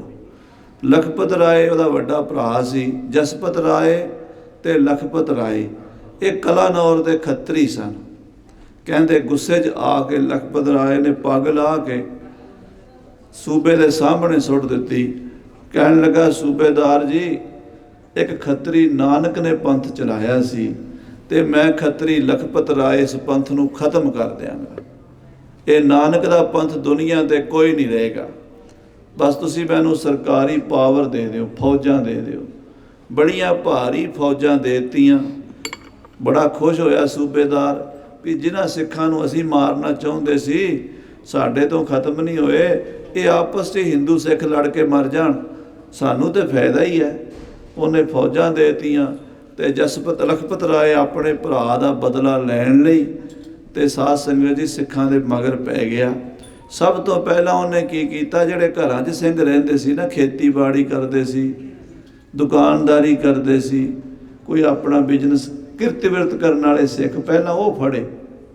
7000 ਸਿੱਖ ਲਾਹੌਰ 'ਚੋਂ ਫੜਿਆ, ਪਿੰਡਾਂ 'ਚੋਂ ਫੜਿਆ ਤੇ ਉਹਨਾਂ ਨੂੰ ਕਤਲ ਕਰਨ ਦਾ ਜਿਹੜਾ ਦਿਨ ਰੱਖਿਆ ਉਹ ਸੀ ਸੋਮਵਾਰੀ ਮੱਸਿਆ ਦਾ ਦਿਨ। ਹਿੰਦੂ ਧਰਮ ਦੇ ਵਿੱਚ, ਸਨਾਤਨ ਧਰਮ ਦੇ ਵਿੱਚ ਸੋਮਵਾਰੀ ਮੱਸਿਆ ਨੂੰ ਬਹੁਤ ਪਵਿੱਤਰ ਮੰਨਦੇ ਆ। ਕਹਿੰਦੇ ਆ ਵੀ ਦੇਵਤੇ ਵੀ ਤਰਸਦੇ ਰਹਿੰਦੇ ਸੀ ਵੀ ਕਦੋਂ ਆਵੇਗੀ ਸਾਡੀ ਜ਼ਿੰਦਗੀ 'ਚ। ਬੜੀ ਮੁਸ਼ਕਲ ਹੁੰਦੀ ਸੀ। ਕਲਯੁਗ ਦੇ ਵਿੱਚ ਰੋਜ਼ ਹੀ ਆ ਜਾਂਦੀ ਸੋਮਵਾਰੀ ਮੱਸਿਆ। ਪਿਛਲੇ ਯੁੱਗਾਂ 'ਚ ਕਹਿੰਦੇ ਸੋਮਵਾਰੀ ਮੱਸਿਆ ਘੱਟ ਹੁੰਦੀ ਸੀ। ਜੇ ਆ ਜਾਂਦੀ ਸੀ ਤੇ ਹਿੰਦੂ ਬੜਾ ਦਾਨ ਪੁੰਨ ਕਰਦੇ ਸੀ, ਪੂਜਾ ਪਾਠ ਕਰਦੇ ਸੀ, ਜਪ ਤਪ ਕਰਦੇ ਸੀ, ਰੱਬ ਦਾ ਨਾਂ ਲੈਂਦੇ ਸੀ। ਤੇ ਇਸ ਪਾਪੀ ਲਖਪਤ ਰਾਏ ਨੇ 7000 ਸਿੱਖ ਕਤਲ ਕਰਨਾ। ਤੇ ਕਰਨਾ ਕਦੋਂ ਹੈ? ਸੋਮਵਾਰੀ ਮੱਸਿਆ ਵਾਲੇ ਦਿਨ। ਸ਼ਹਿਰ 'ਚ ਕੀ ਪੂਰੇ ਪੰਜਾਬ ਵਿੱਚ ਹਾਹਾਕਾਰ ਮਚ ਗਈ। ਦੁਨੀਆ ਤਰਾਹ ਕਰਨ ਲੱਗ ਪਈ। ਕਹਿੰਦੇ ਸ਼ਹਿਰ ਦੇ ਪਤਵੰਤ ਤੇ ਹਿੰਦੂ ਤੇ ਸਿੱਖ ਇਕੱਠੇ ਹੋਏ, ਜਿਨ੍ਹਾਂ ਵਿੱਚੋਂ ਦੀਵਾਨ ਲੱਛੀ ਰਾਮ ਦਾ ਨਾਮ ਆਉਂਦਾ ਹੈ, ਦੀਵਾਨ ਸੂਰਤ ਸਿੰਘ। ਇਸੇ ਤਰ੍ਹਾਂ ਸ਼ਹਿਰ ਦੇ ਬੜੇ ਮੁਅੱਜ਼ਜ਼ ਬੰਦੇ ਜਿਨ੍ਹਾਂ ਦੀ ਲਾਹੌਰ ਦੇ ਵਿੱਚ ਚੰਗੀ ਪੈਂਠ ਸੀ, ਅਰਬਾਂਪਤੀ ਬੰਦੇ, ਕਰੋੜਾਂਪਤੀ ਬੰਦੇ ਸਨ, ਸੇਠ ਸ਼ਾਹੂਕਾਰ ਸਨ, ਉਹ ਲਖਪਤ ਰਾਏ ਦੇ ਕੋਲ ਗਏ। ਉਹਦੇ ਗੁਰੂ ਨੂੰ, ਬਦੋਕੀਆਂ ਵਾਲਾ ਜਿਹੜਾ ਉਹਨਾਂ ਦਾ ਗੁਰੂ ਸੀ ਨਾ, ਉਹਨੂੰ ਨਾਲ ਲੈ ਕੇ ਵੀ ਤੁਹਾਡਾ ਚੇਲਾ ਤੁਸੀਂ ਸਮਝਾਓ। ਉਹ ਗੁਸਾਈ ਬਦੋਕੀਆਂ ਵਾਲਾ ਵੀ ਆਇਆ, ਲੱਛੀ ਰਾਮ ਦੀਵਾਨ, ਸੂਰਤ ਸਿੰਘ ਦੀਵਾਨ, ਸਾਰੇ ਆ ਕੇ ਕਹਿਣ ਲੱਗੇ ਕਿ ਦੀਵਾਨ ਜੀ, ਤੁਹਾਡਾ ਭਰਾ ਮਾਰਿਆ ਨਾ ਜਿਹੜਾ ਨੇ, ਉਹ ਖਾੜਕੂ ਨੇ, ਉਹ ਜੰਗਲਾਂ 'ਚ ਰਹਿੰਦੇ ਨੇ, ਘੋੜਿਆਂ ਦੀ ਕਾਠੀਆਂ 'ਤੇ ਰਹਿੰਦੇ ਨੇ, ਉਹ ਹਰ ਵੇਲੇ ਮਾਰਨ ਨੂੰ ਤਿਆਰ ਰਹਿੰਦੇ ਨੇ, ਉਹਨਾਂ ਨੇ ਤੁਹਾਡਾ ਭਰਾ ਮਾਰਿਆ। ਤੁਸੀਂ ਜੇ ਬਦਲਾ ਲੈਣਾ ਨਾ, ਉਹਨਾਂ ਸਿੰਘਾਂ ਕੋਲ ਲਓ ਜਿਹੜੇ ਜੰਗਲਾਂ 'ਚ ਰਹਿੰਦੇ ਨੇ, ਜਿਹੜੇ ਹਰ ਵੇਲੇ ਮੌਤ ਨੂੰ ਤਲੀ 'ਤੇ ਧਰੀ ਫਿਰਦੇ ਨੇ ਜਾਨ ਆਪਣੀ, ਉਹਨਾਂ ਨਾਲ ਤੁਸੀਂ ਜਾ ਕੇ ਲੜ ਲਓ। ਉਹਨਾਂ ਨੂੰ ਮਾਰ ਦਿਓ। ਪਰ ਜਿਹੜੇ ਆ ਵਿਚਾਰੇ ਖੇਤੀ ਕਰਦੇ ਨੇ, ਜਿਹੜੇ ਦੁਕਾਨਦਾਰੀ ਕਰਦੇ ਨੇ, ਆਪਣੀ ਦਸਾਂ ਨੌਆਂ ਦੀ ਕਿਰਤ ਕਰਕੇ ਆਪਣੇ ਬੱਚੇ ਪਾਲਦੇ ਨੇ, ਤੁਸੀਂ ਇਹਨਾਂ ਉੱਤੇ ਜ਼ੁਲਮ ਨਾ ਢਾਓ। ਕਹਿੰਦੇ ਉਹ ਪਾਪੀ ਕਹਿਣ ਲੱਗਾ, ਤੁਸੀਂ ਮੇਰੇ ਘਰੋਂ ਚਲੇ ਜਾਓ, ਮੈਂ ਕਿਸੇ ਦੇ ਨਹੀਂ ਮੰਨਣੀ, ਮੈਂ ਸਿੱਖ ਪੰਥ ਹੀ ਨਹੀਂ ਰਹਿਣ ਦੇਣਾ। ਬਸ ਮੇਰੇ ਰਾਜ ਵਿੱਚ ਗੁੜ ਨੂੰ ਗੁੜ ਵੀ ਨਾ ਕਹੋ। ਆ ਜਿਹੜਾ ਖਾਣ ਵਾਲਾ ਗੁੜ ਹੈ, ਜਿਹਨੂੰ ਗੁੜ ਕਹੋਗੇ ਤੇ ਮੂੰਹ ਤੋਂ ਗੁਰੂ ਨਿਕਲਣ ਦਾ ਡਰ ਹੈ। ਮੈਂ ਕਹਿੰਦਾ ਗੁਰੂ ਨਾ ਸੁਣਾਈ ਦਵੇ ਮੈਨੂੰ। ਕਹਿੰਦਾ ਰੋੜੀ ਕਿਆ ਕਰੋ, ਭੇਲੀ ਕਿਆ ਕਰੋ। ਅਜੇ ਤੱਕ ਲਾਹੌਰ ਦੇ ਲੋਕ ਨਾ ਗੁੜ ਨੂੰ ਰੋੜੀ ਕਹਿੰਦੇ। ਕਿਉਂ? ਉਹਨੇ ਪਾਬੰਦੀ ਲਾਤੀ ਸੀ ਗੁੜ ਕਹਿਣ ਤੇ। ਕਹਿਣ ਲੱਗਾ ਕੋਈ ਪੋਥੀ, ਕੋਈ ਗੁਟਕਾ, ਕੋਈ ਗ੍ਰੰਥ ਗੁਰੂ ਨਾਨਕ ਦੀ ਬਾਣੀ ਵਾਲਾ ਆਪਣੇ ਘਰ ਨਾ ਰੱਖੋ। ਪੋਥੀਆਂ ਸਾੜ ਦਿਓ, ਖੂਹਾਂ 'ਚ ਸੁੱਟ ਦਿਓ, ਖਤਮ ਕਰ ਦਿਓ, ਗੁਰਦੁਆਰੇ ਢਾਹ ਦਿਓ, ਸਾਰੇ ਧਰਮ ਸਥਾਨਾਂ 'ਤੇ ਜਿੱਥੇ ਸਿੱਖ ਇਕੱਠੇ ਹੁੰਦੇ ਨੇ ਫੌਜਾਂ ਲਾ ਦਿਓ। ਕੋਈ ਹਰਿਮੰਦਰ ਸਾਹਿਬ ਸਰੋਵਰ ਵਿੱਚ ਇਸ਼ਨਾਨ ਨਾ ਕਰ ਸਕੇ, ਕੋਈ ਤਰਨ ਤਾਰਨ ਦੀ ਯਾਤਰਾ ਨਾ ਕਰ ਸਕੇ, ਕੋਈ ਨਨਕਾਣੇ ਦਾ ਮੇਲਾ ਨਾ ਵੇਖ ਸਕੇ। ਸਭ ਥਾਂ 'ਤੇ ਪਾਬੰਦੀਆਂ ਲਾਤੀਆਂ। ਐਸਾ ਸਖਤ ਉਸ ਜ਼ਾਲਮ ਨੇ ਜ਼ੁਲਮ ਕੀਤਾ। ਕਹਿਣ ਲੱਗਾ ਵੀ ਸਿਰ ਦੇ ਉੱਤੇ ਕੇਸ ਵੇਖਣ, ਜਿੱਥੇ ਉਹਨੂੰ ਕਤਲ ਕਰ ਦਿਓ। ਇਸ ਤਰ੍ਹਾਂ ਸਾਧ ਸੰਗਤ ਜੀ ਸਾਰੇ ਪਾਸੇ ਹਾਹਾਕਾਰ ਮਚ ਗਈ। ਸਾਰਿਆਂ ਦੇ ਰੋਕਣ ਦੇ ਬਾਵਜੂਦ ਵੀ ਸੋਮਵਾਰੀ ਮੱਸਿਆ ਵਾਲੇ ਦਿਨ 7000 ਬੇਗੁਨਾਹ ਸਿੱਖਾਂ ਨੂੰ ਲਾਹੌਰ ਸ਼ਹਿਰ ਦੇ ਵਿੱਚ ਕਤਲ ਕਰਵਾਇਆ ਗਿਆ। ਉਹਨਾਂ ਦੇ ਸਿਰ ਮੁਨਾਰੇ ਬਣਾ ਦਿੱਤੇ, ਉੱਚੇ ਉੱਚੇ ਚਿਣ ਦਿੱਤੇ, ਤਾਂ ਕਿ ਦੁਨੀਆ ਨੂੰ ਦਹਿਸ਼ਤ ਪੈ ਜਾਵੇ ਸਿੱਖ ਬਣਨਾ ਕਿੰਨਾ ਖਤਰਨਾਕ ਹੈ। ਉਸ ਤੋਂ ਬਾਅਦ ਉਹ ਫਿਰ ਤਗੜੀਆਂ ਫੌਜਾਂ ਲੈ ਕੇ ਚੜ੍ਹਿਆ ਸੂਰਬੀਰ ਖਾਲਸੇ ਨਾਲ ਯੁੱਧ ਕਰਨ ਵਾਸਤੇ। ਉਸ ਵੇਲੇ ਬੁੱਢੇ ਦਲ ਦੇ ਜਥੇਦਾਰ ਬਾਬਾ ਜੱਸਾ ਸਿੰਘ ਜੀ, ਨਵਾਬ ਕਪੂਰ ਸਿੰਘ ਜੀ, ਹੋਰ ਬਾਬਾ ਦੀਪ ਸਿੰਘ ਜੀ ਸ਼ਹੀਦ, ਬਾਬਾ ਸੁੱਖਾ ਸਿੰਘ ਜੀ ਬਾੜੀ ਕੰਬੋਕੀ ਵਾਲੇ, ਇਹਨਾਂ ਸਾਰੇ ਫੌਜੀ ਜਰਨਲ ਅਫਸਰਾਂ ਨੇ ਖਾਲਸੇ ਦੇ ਜਿਹੜੇ ਸੀਨੀਅਰ ਸਨ, ਉਹਨਾਂ ਨੇ ਫਿਰ ਹੁਕਮਨਾਮਾ ਜਾਰੀ ਕੀਤਾ ਵੀ ਖਾਲਸਾ ਜੀ ਹੁਣ ਪੱਤਾ ਪੱਤਾ ਸਿੰਘਾਂ ਦਾ ਵੈਰੀ ਹੈ। ਹੁਣ ਜਿਹੜਾ ਵੀ ਕਿਸੇ ਪਿੰਡ 'ਚ ਕੱਲਾ ਦੁਕੱਲਾ ਸਿੰਘ ਫਸ ਗਿਆ, ਇਹਨਾਂ ਨੇ ਕਤਲ ਕਰ ਦੇਣਾ। ਇਸ ਵਾਰ ਸਾਰਾ ਖਾਲਸਾ ਇੱਕ ਥਾਂ 'ਤੇ ਇਕੱਠਾ ਹੋਵੋ। ਜਗ੍ਹਾ ਨੀਅਤ ਕੀਤੀ ਕਾਹਨੂੰਵਾਨ ਦਾ ਛੰਭ, ਜ਼ਿਲ੍ਹੇ ਗੁਰਦਾਸਪੁਰ ਦੇ ਵਿੱਚ ਕਾਹਨੂੰਵਾਨ ਦੇ ਛੰਭ ਸਾਰਾ ਖਾਲਸਾ ਇਕੱਠਾ ਹੋਵਿਆ। ਉੱਥੇ ਦਲਾਂ ਦੇ ਦਲ ਸਿੰਘਾਂ ਦੇ ਆਉਣ ਲੱਗ ਪਏ। ਕੋਈ 100, ਕੋਈ 500, ਕੋਈ 200, ਕੋਈ 400 ਸਿੰਘਾਂ ਦੇ ਜਥੇ ਹੁੰਦੇ ਸਨ। ਉਹ ਜੰਗਲਾਂ 'ਚੋਂ, ਪਿੰਡਾਂ 'ਚੋਂ, ਇਲਾਕਿਆਂ 'ਚੋਂ ਇੱਕ ਥਾਂ 'ਤੇ ਇਕੱਠੇ ਹੋ ਗਏ। ਪਰ ਉੱਥੇ ਬੜੀ ਸਮੱਸਿਆ ਸੀ। ਕਾਹਨੂੰਵਾਨ ਦੇ ਛੰਭ ਵਿੱਚ ਖਾਣ ਪੀਣ ਨੂੰ ਕੋਈ ਸਾਧਨ ਨਹੀਂ ਸੀ। ਔਰ ਉਹ ਜਿਹੜੀ ਰਾਵੀ ਨਦੀ ਹੈ, ਉਹਦਾ ਪਾਣੀ ਛੱਲ ਮਾਰ ਕੇ ਕਾਹਨੂੰਵਾਨ ਦੀ ਧਰਤੀ ਸਾਰੀ ਗਿੱਲੀ ਕਰ ਗਿਆ ਸੀ। ਥੱਲੇ ਸਲਾਬ ਸੀਗੀ, ਸੱਪ ਫਿਰਦੇ, ਕੀੜੇ ਫਿਰਦੇ, ਮੱਛਰ, ਤੇ ਉੱਤੇ ਸਾਧ ਸੰਗਤ ਜੀ ਕੋਈ ਸਿਰ ਦੇ ਉੱਤੇ ਛੱਤ ਨਹੀਂ, ਕੋਈ ਚਾਨਣੀ ਨਹੀਂ, ਕੋਈ ਚੰਦੋਆ ਨਹੀਂ। ਗਰਮੀ ਬਹੁਤ ਜ਼ਿਆਦਾ ਸੀਗੀ, ਮਈ ਦਾ ਮਹੀਨਾ ਸੀ। ਥੱਲਿਓਂ ਸਲਾਬ, ਉੱਤੇ ਬਹਿਣ ਨੂੰ ਥਾਂ ਨਹੀਂ। ਘੋੜਿਆਂ ਉੱਤੇ ਹੀ ਕਈ ਮਹੀਨੇ ਸਿੰਘ ਉੱਤੇ ਹੀ ਬੈਠੇ ਰਹਿੰਦੇ, ਉੱਤੇ ਹੀ ਦਰਖਤਾਂ ਦੇ ਉੱਤੇ ਮੰਨੇ ਬਣਾ ਕੇ ਉੱਤੇ ਬੈਠੇ ਰਹਿੰਦੇ। ਫਿਰ ਇਸ ਜੰਗਲ ਨੂੰ ਅੱਗ ਲਵਾ ਦਿੱਤੀ। ਜਦੋਂ ਜੰਗਲ ਨੂੰ ਅੱਗ ਲਗਾਈ ਤਾਂ ਸਿੰਘ ਫਿਰ ਇੱਕ ਪਾਸਿਓਂ ਨਿਕਲੇ ਬੜੀ ਬਹਾਦਰੀ ਨਾਲ। ਪਹਿਲਾਂ ਉਹਨਾਂ ਨੇ ਆਖਿਆ ਵੀ ਚਲੋ ਪਹਾੜ ਨੂੰ ਚੜ੍ਹ ਚੱਲੀਏ, ਉੱਤੇ ਪਹਾੜੀ ਇਲਾਕਾ ਹੈ। ਜਦੋਂ ਪਹਾੜ ਨੂੰ ਚੜ੍ਹਨ ਲੱਗੇ ਪਠਾਨਕੋਟ ਵਾਲੇ ਪਾਸਿਓਂ, ਤੁਹਾਨੂੰ ਉੱਧਰ ਜੰਮੂ ਵਾਲੇ ਪਾਸਿਓਂ, ਉੱਧਰੋਂ ਪਹਾੜੀਏ ਜਿਹੜੇ ਸਨ ਉਹ ਸਿੱਖਾਂ ਨੂੰ ਪੈ ਗਏ। 4000 ਸਿੰਘ ਕਹਿੰਦੇ ਉੱਧਰ ਗਿਆ ਸੀਗਾ, ਜਿਹੜਾ ਉੱਧਰ ਬਹੁਤ ਬੁਰੀ ਤਰ੍ਹਾਂ ਪਹਾੜੀਆਂ ਨੇ ਉੱਧਰ ਮਾਰਿਆ ਜਾਂ ਉਹ ਵਾਪਸ ਪਰਤ ਪਿਆ। ਬਹੁਤ ਸਿੰਘ ਉੱਧਰ ਸ਼ਹੀਦ ਹੋ ਗਏ। ਫਿਰ ਇਹਨਾਂ ਨੇ ਸੋਚਿਆ ਵੀ ਰਾਵੀ ਟੱਪ ਕੇ ਪਰਲੇ ਪਾਸੇ ਬਾਰ ਦੇ ਇਲਾਕੇ ਨੂੰ ਨਿਕਲ ਚੱਲੀਏ। ਜਦੋਂ ਰਾਵੀ 'ਚ ਭਾਈ ਗੁਰਦਿਆਲ ਸਿੰਘ ਦੇ 2 ਭਰਾ ਸਨ, ਉਹਨੇ ਦੋਵੇਂ ਘੋੜੇ ਵਾੜੇ ਭਰਾਵਾਂ ਨੇ ਵੀ ਅਸੀਂ ਦੇਖਦੇ ਹਾਂ ਪਾਣੀ ਕਿੰਨਾ ਕੁ ਸਾਨੂੰ ਡਾਹ ਦਿੰਦਾ ਹੈ। ਪਰ ਪਾਣੀ ਇੰਨਾ ਰੋੜੂ ਸੀਗਾ ਰਾਵੀ ਦਾ, ਉਹ ਦੋਵੇਂ ਘੋੜ ਸਵਾਰ ਸਕੇ ਭਰਾ ਪਾਣੀ ਦੇ ਵਿੱਚ ਰੁੜ ਗਏ। ਜਦੋਂ ਉਹਨਾਂ ਦੋਵਾਂ ਦੇ ਰੁੜਿਆਂ ਨੂੰ ਦੱਸਤਾ ਵੀ ਇੱਥੇ ਨਾ ਵੜਿਆ ਜੇ, ਬਾਕੀ ਸਿੰਘ ਫਿਰ ਉੱਧਰ ਰਾਵੀ ਵਾਲੇ ਪਾਸਿਓਂ ਫਿਰ ਪਿਛਾਂ ਨੂੰ ਮੁੜੇ। ਸੁੱਖਾ ਸਿੰਘ ਮਾੜੀ ਕੰਬੋਕੀ ਵਾਲਾ ਕਹਿਣ ਲੱਗਾ ਹੁਣ ਦੁਸ਼ਮਣ ਨਾਲ ਸਿੱਧਾ ਟੱਕਰ ਲੈ ਕੇ ਤੇ ਉਹਨੂੰ ਚੀਰ ਕੇ ਲੰਘ ਚੱਲੀਏ ਮਾਲਵੇ ਵਾਲੇ ਪਾਸੇ ਨੂੰ। ਉਹ ਫਿਰ ਖਾਲਸਾ ਜੀ ਜਦੋਂ ਜੰਗ ਗਹਿ ਸ਼ੁਰੂ ਹੋ ਗਿਆ, ਉਹਦੇ ਵਿੱਚ ਬਾਬੇ ਸੁੱਖਾ ਸਿੰਘ ਨੂੰ ਤੋਪ ਦਾ ਗੋਲਾ ਵੱਜਾ, ਉਹਦੀ ਪੱਟ ਤੋਂ ਲੱਤ ਜਿਹੜੀ 2 ਫਾੜ ਹੋ ਗਈ, ਟੁੱਟ ਗਈ। ਆਪਣੀ ਪੱਗ ਦੇ ਨਾਲ, ਆਪਣੇ ਕਮਰ ਕਸੇ ਦੇ ਨਾਲ, ਹੰਨੇ ਦੇ ਨਾਲ ਬੰਨ੍ਹ ਕੇ ਲੱਤ ਨੂੰ 400 ਮੀਲ ਦਾ ਸਫ਼ਰ ਘੋੜੇ ਤੇ ਤੈਅ ਕੀਤਾ ਸੁੱਖਾ ਸਿੰਘ ਨੇ। ਉੱਥੋਂ ਰਿਆੜਕੀ ਦਾ ਇਲਾਕਾ ਸ੍ਰੀ ਹਰਗੋਬਿੰਦਪੁਰੇ ਦਾ ਲੰਘੇ, ਉਹਦੇ ਤੋਂ ਬਾਅਦ ਫਿਰ ਦੁਆਬੇ 'ਚ ਵੜੇ। ਦੁਆਬਾ ਲੰਘ ਕੇ ਜਦੋਂ ਕਹਿੰਦੇ ਬਿਆਸਾ ਲੰਘਿਆ ਸੀ ਨਾ, ਉਹਦੇ ਰੇਤਾ ਇੰਨਾ ਗਰਮ ਸੀ ਨਾ, ਥੱਲਿਓਂ ਅੱਗ ਬਲਦੀ ਸੀ ਤੇ ਪੈਰਾਂ 'ਚ ਜੁੱਤੀਆਂ ਹੈ ਨਹੀਂ ਸੀਗੀਆਂ, ਤੇ ਉਹਨਾਂ ਨੇ ਕੱਪੜੇ ਪਾੜ ਕੇ ਪੈਰਾਂ ਥੱਲੇ ਬੰਨੇ। 10,000 ਸਿੰਘ ਉਸ ਲੜਾਈ 'ਚ ਸ਼ਹੀਦ ਹੋ ਗਿਆ। ਬੜੀ ਮੁਸ਼ਕਲ ਨਾਲ ਇਹ ਖਾਲਸਾ ਜਿਹੜਾ ਸੀ ਇਹ ਪਹੁੰਚਿਆ ਮਾਲਵੇ ਦੀ ਧਰਤੀ ਤੇ, ਕੋਈ ਜੈਤੋ, ਕੋਈ ਦਮਦਮੇ ਸਾਹਿਬ, ਕੋਈ ਬਠਿੰਡੇ, ਤੇ ਇਸ ਤਰ੍ਹਾਂ ਇੱਧਰ ਆ ਕੇ ਸਮਾਂ ਕੱਟਿਆ। ਉਹ ਛੋਟੇ ਘੱਲੂਘਾਰੇ ਦਾ ਇਹ ਮਹੀਨਾ ਆਪਾਂ ਮਨਾਉਂਦੇ ਹਾਂ। ਸੋ ਖਾਲਸਾ ਜੀ ਹੋਰ ਵੀ ਬੜੀਆਂ ਯਾਦਾਂ ਨੇ ਸਾਡੇ ਇਤਿਹਾਸ ਦੀਆਂ। ਇਹ ਸ਼ਹੀਦੀ ਅਸਥਾਨ ਹੈ, ਬਾਬਾ ਜੀ ਨੇ ਸ਼ਹੀਦਾਂ ਦੀ ਯਾਦ ਵਿੱਚ ਬਣਾਇਆ। ਧੰਨ ਧੰਨ ਅਮਰ ਸ਼ਹੀਦ ਬਾਬਾ ਦੀਪ ਸਿੰਘ ਸਾਹਿਬ ਜੀ, ਜਿਨ੍ਹਾਂ ਨੇ ਸਾਧ ਸੰਗਤ ਜੀ ਸਾਰੀ ਜ਼ਿੰਦਗੀ ਜੰਗਾਂ 'ਚ ਲੰਘਾਈ ਹੈ।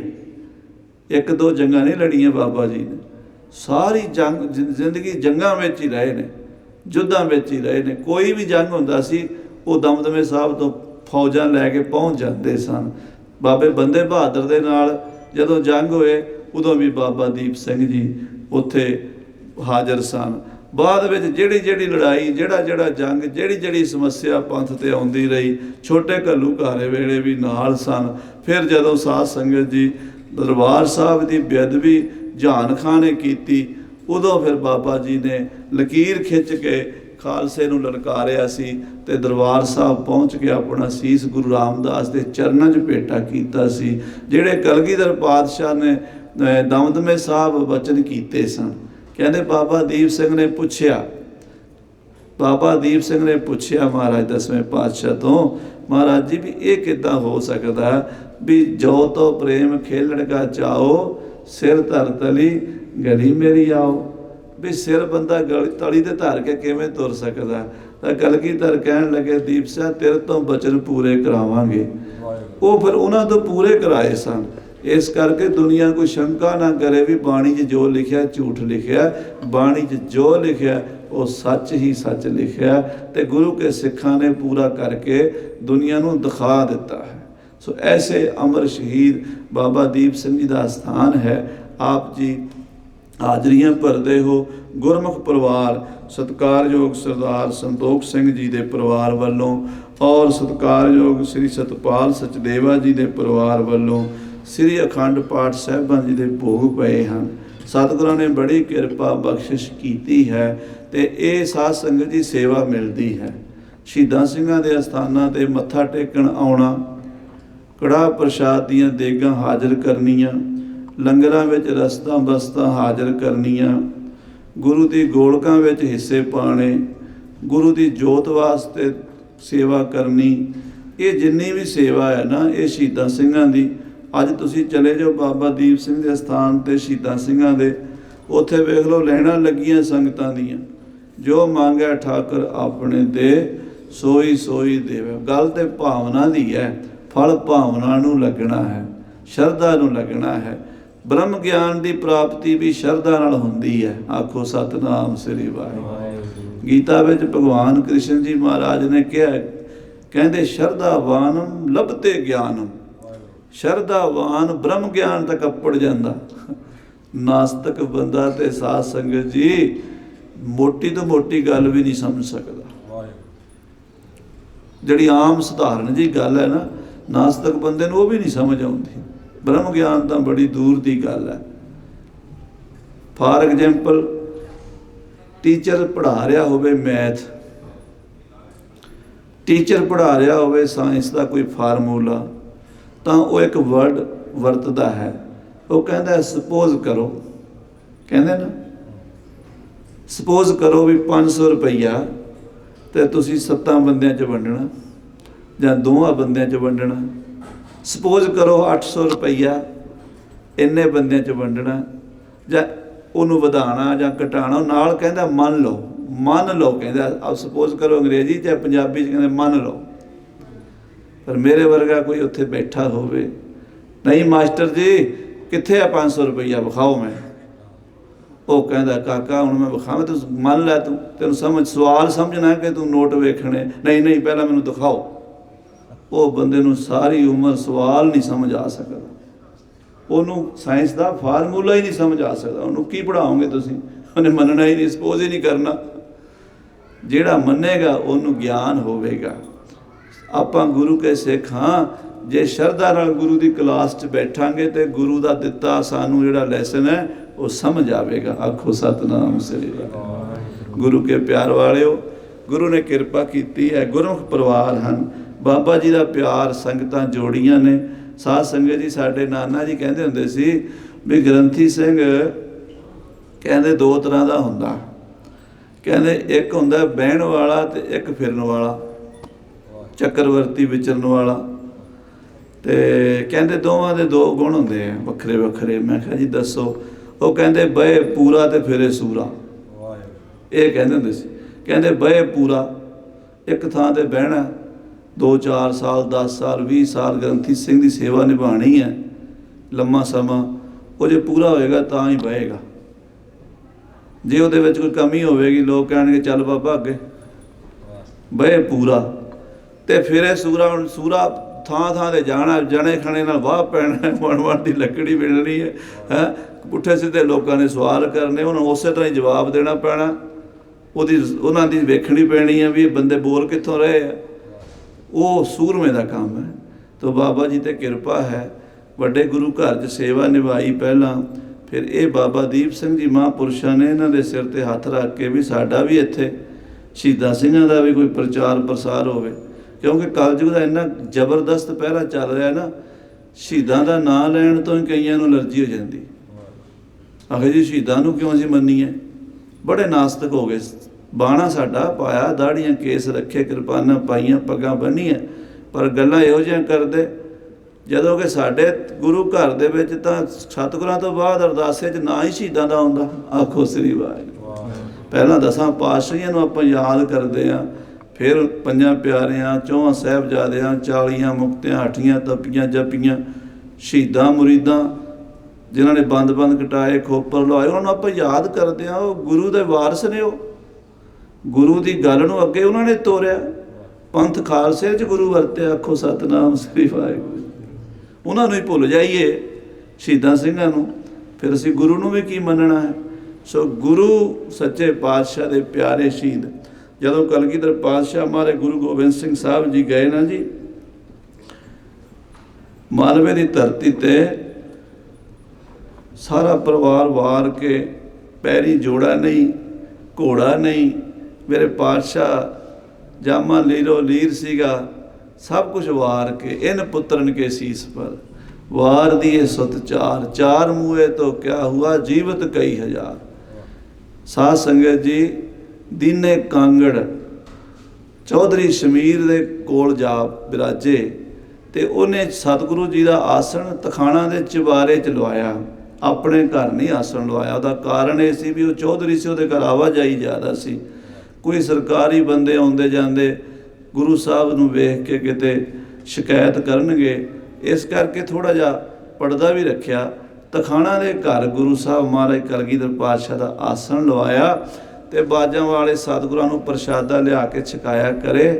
ਤੇ ਭਾਈ ਰੂਪਾ ਜਿਹੜਾ ਗੁਰੂ ਹਰਗੋਬਿੰਦ ਸਾਹਿਬ ਦਾ ਸਿੱਖ ਹੋਇਆ, ਉਹਦੇ ਪੋਤਰੇ ਭਾਈ ਪਰਮ ਸਿੰਘ ਜੀ, ਭਾਈ ਧਰਮ ਸਿੰਘ ਜੀ, ਉੱਥੋਂ 8 ਕਿਲੋਮੀਟਰ ਦੂਰ ਪਿੰਡ ਹੈ ਭਾਈ ਰੂਪਾ, ਦੀਨੇ ਕਾਂਗੜ ਤੋਂ, ਉੱਥੋਂ ਪੈਦਲ ਚੱਲ ਕੇ ਆ ਜਾਂਦੇ ਸੀ। ਪਹਿਲੇ ਦਿਨ ਜਦੋਂ ਆਏ ਨਾ, ਕਲਗੀਧਰ ਪਾਤਸ਼ਾਹ ਇਕੱਲੇ ਬੈਠੇ ਨੇ, ਕੋਲ ਭਾਈ ਮਾਨ ਸਿੰਘ ਜੀ, ਨਿਹੰਗ ਸਿੰਘ ਬੈਠੇ ਨੇ, ਭਾਈ ਦਇਆ ਸਿੰਘ ਤੇ ਭਾਈ ਧਰਮ ਸਿੰਘ, ਤਿੰਨੇ ਹੀ ਸਨ।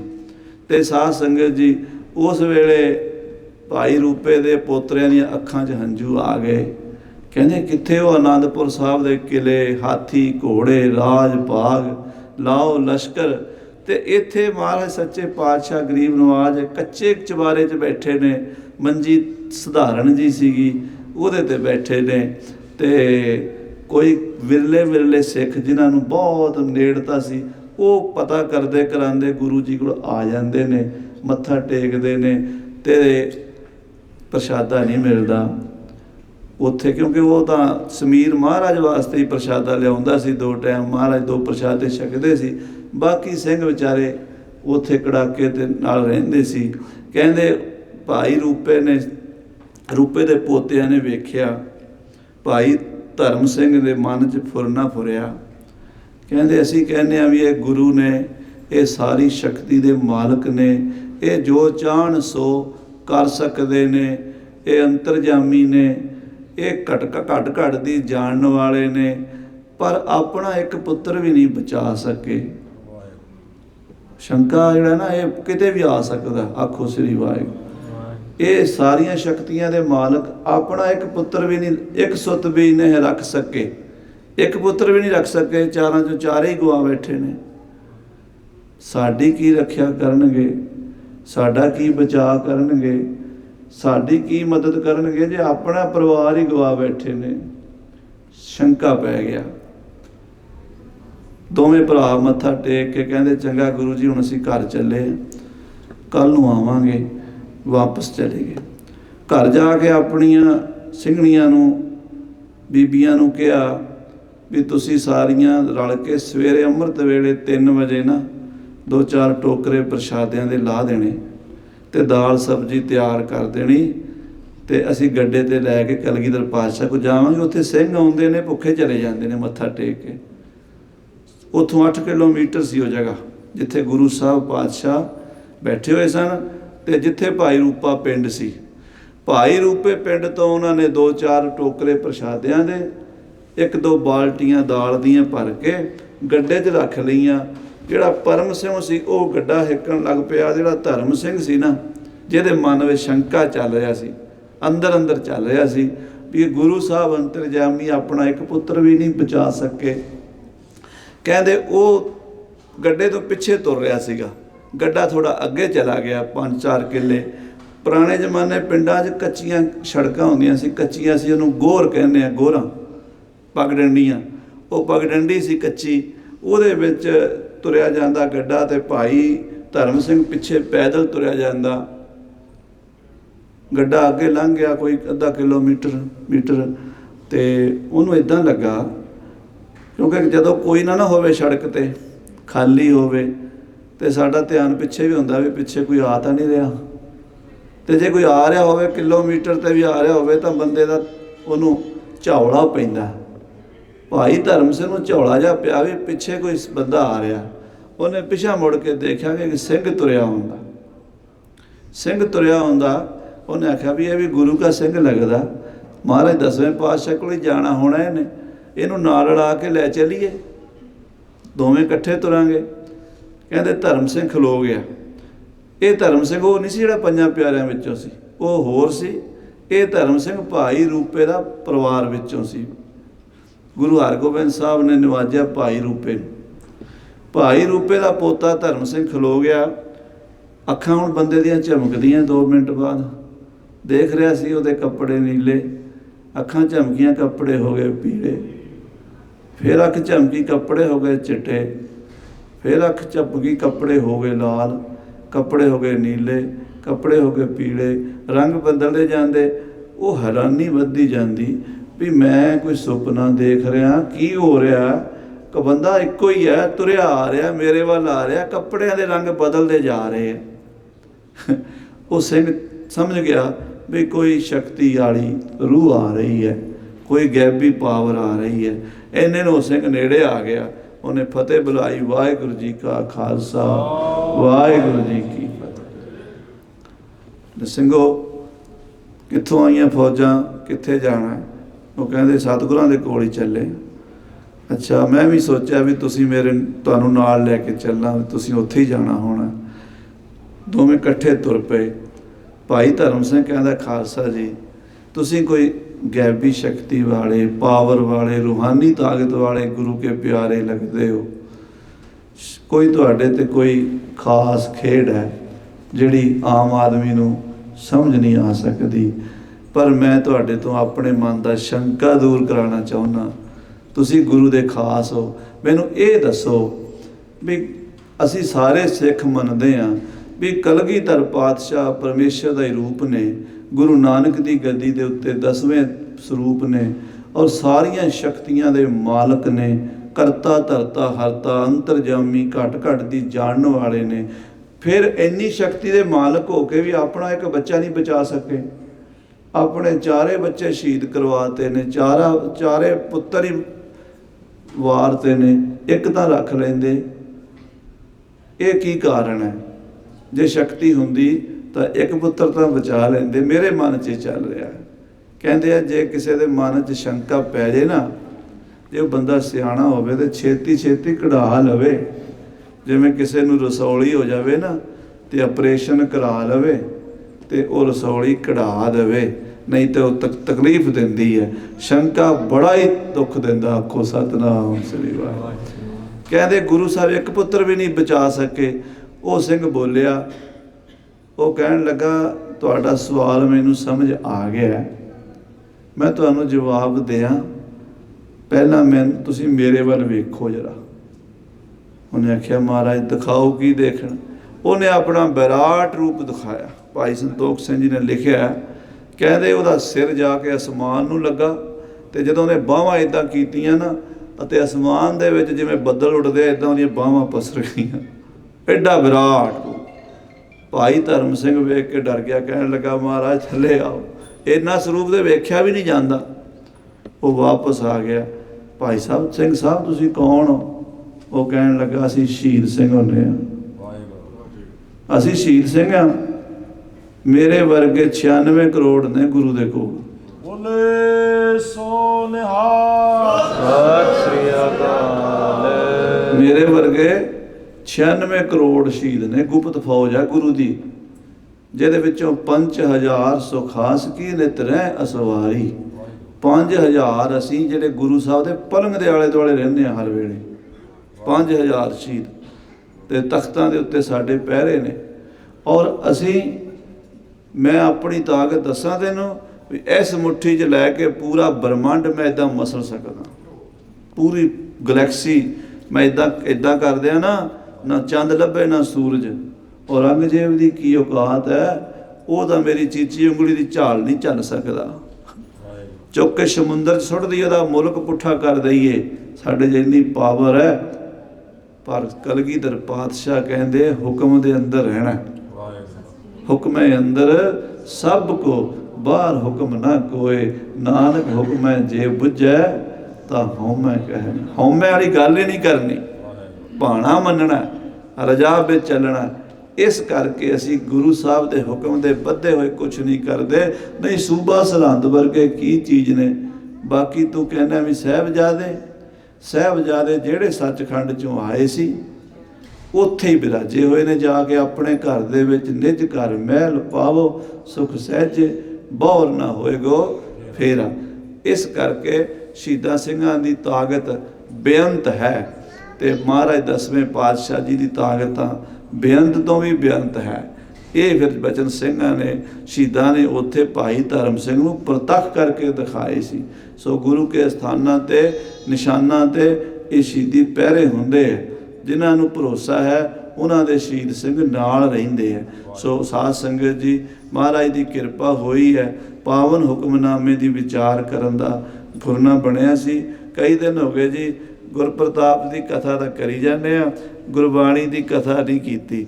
ਸੋ ਅੱਜ ਸਮਾਂ ਤਾਂ ਹੁਣ ਪੂਰਾ ਹੋ ਚੱਲਿਆ, ਪਰ ਜੇ 5-7 ਮਿੰਟ ਆ ਗਿਆ ਦਿਓ ਤੇ ਹੁਕਮਨਾਮੇ ਸਾਹਿਬ ਦੀ ਕਥਾ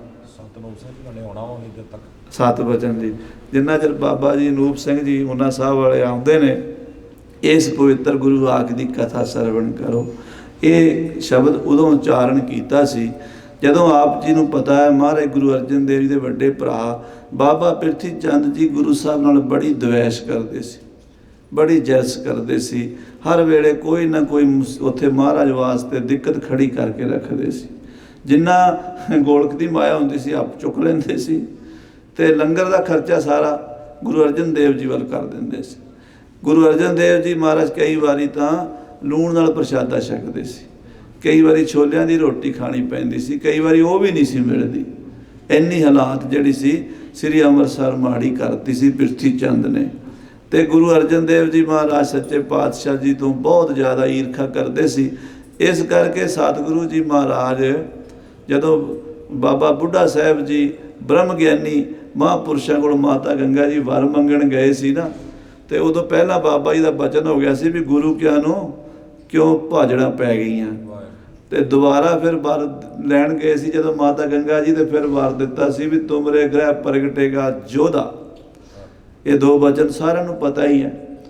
ਤੇ ਦੋਵੇਂ ਬਚਨ ਹੁਣ ਮਹਾਰਾਜ ਨੂੰ ਗੁਰੂ ਅਰਜਨ ਦੇਵ ਜੀ ਨੂੰ ਆ ਕੇ ਮਾਤਾ ਗੰਗਾ ਜੀ ਨੇ ਦੱਸੇ ਵੀ ਪਹਿਲਾਂ ਬਾਬਾ ਜੀ ਨੇ ਆਹ ਬਚਨ ਕੀਤਾ ਵੀ ਗੁਰੂ ਕਿਆਂ ਨੂੰ ਭਾਜੜਾਂ ਪੈ ਗਈਆਂ।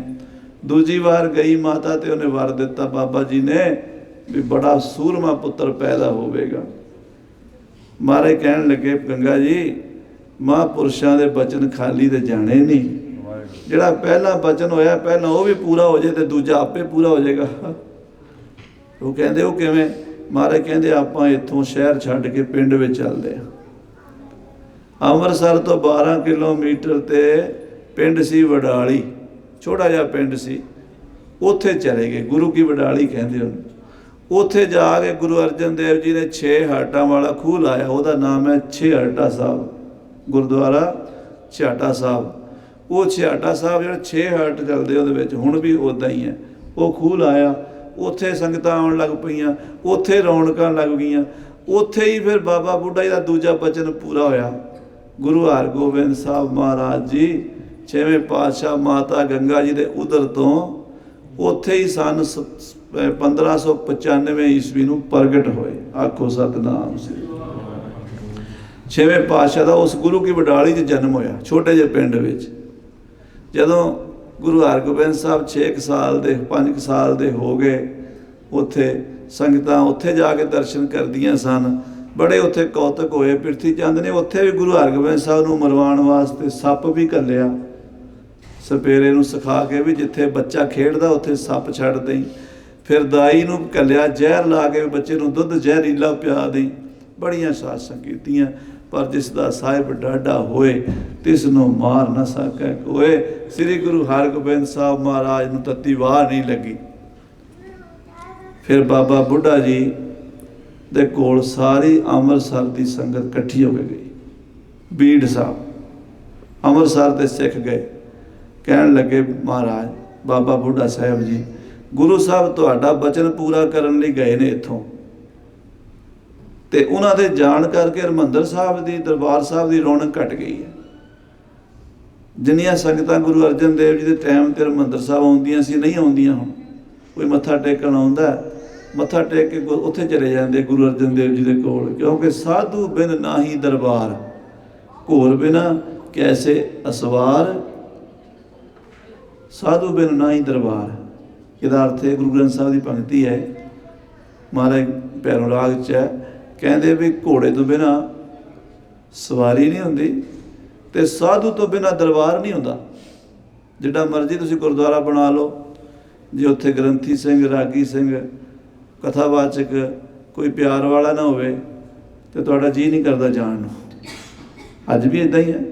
ਬੜੇ ਸੋਹਣੇ ਗੁਰਦੁਆਰੇ ਬਣੇ ਹੁੰਦੇ ਆ, ਪਰ ਸੰਗਤ ਨਹੀਂ ਜਾਂਦੀ। ਕਹਿੰਦੇ ਜੀ ਉੱਥੇ ਬਿਹੇਵੀਅਰ ਨਹੀਂ ਠੀਕ ਹੈ, ਬੋਲਦੇ ਨਹੀਂ ਠੀਕ, ਲੰਗਰ ਨਹੀਂ ਠੀਕ ਤਰ੍ਹਾਂ ਛਕਾਉਂਦੇ, ਮਾੜਾ ਬੋਲਦੇ ਆ, ਸੰਗਤ ਟੁੱਟ ਜਾਂਦੀ। ਜਿੱਥੇ ਕੋਈ ਪਿਆਰ ਨਾ, ਆਓ ਜੀ, ਬੈਠੋ ਜੀ, ਭੈਣ ਜੀ, ਵੀਰ ਜੀ, ਛਕੋ ਜੀ, ਭਾਵੇਂ ਰੁੱਖੀ ਰੋਟੀ ਰੱਖ ਦਿਓ, ਅਚਾਰ ਨਾਲ ਹੀ ਦੇ ਦਿਓ, ਪਿਆਰ ਨਾਲ ਤਾਂ ਬੋਲੋ। ਤੇ ਅਗਲਾ ਕਹਿੰਦਾ ਵੀ ਉੱਥੇ ਪਿਆਰ ਮਿਲਦਾ। ਹੁਣ ਗੁਰੂ ਅਰਜਨ ਦੇਵ ਜੀ ਤੇ ਹੈ ਹੀ ਪਿਆਰ ਦੀ ਮੂਰਤੀ ਸੀਗੇ। ਉਹ ਜਿਹੜੇ ਦਰਬਾਰ ਸਾਹਿਬ ਮੱਥਾ ਟੇਕਣ ਜਾਂਦੇ, ਉੱਥੇ ਉਹ ਪਿਆਰ ਨਹੀਂ ਮਿਲਦਾ। ਉੱਥੋਂ 12 ਕਿਲੋਮੀਟਰ ਪਰਾਂ ਚਲੇ ਜਾਂਦੇ, ਕਈ ਤਾਂ ਹਰਿਮੰਦਰ ਸਾਹਿਬ ਹੀ ਨਹੀਂ ਜਾਂਦੇ, ਉੱਥੇ ਗੁਰੂ ਸਾਹਿਬ ਕੋਲ ਹੀ ਚਲੇ ਜਾਂਦੇ। ਹਰਿਮੰਦਰ ਸਾਹਿਬ ਰੌਣਕ ਬਿਲਕੁਲ ਖਤਮ ਹੋ ਗਈ। ਅੰਮ੍ਰਿਤਸਰ ਦੀਆਂ ਸੰਗਤਾਂ ਨੂੰ ਇਸ ਗੱਲ ਦੀ ਚਿੰਤਾ ਸੀ।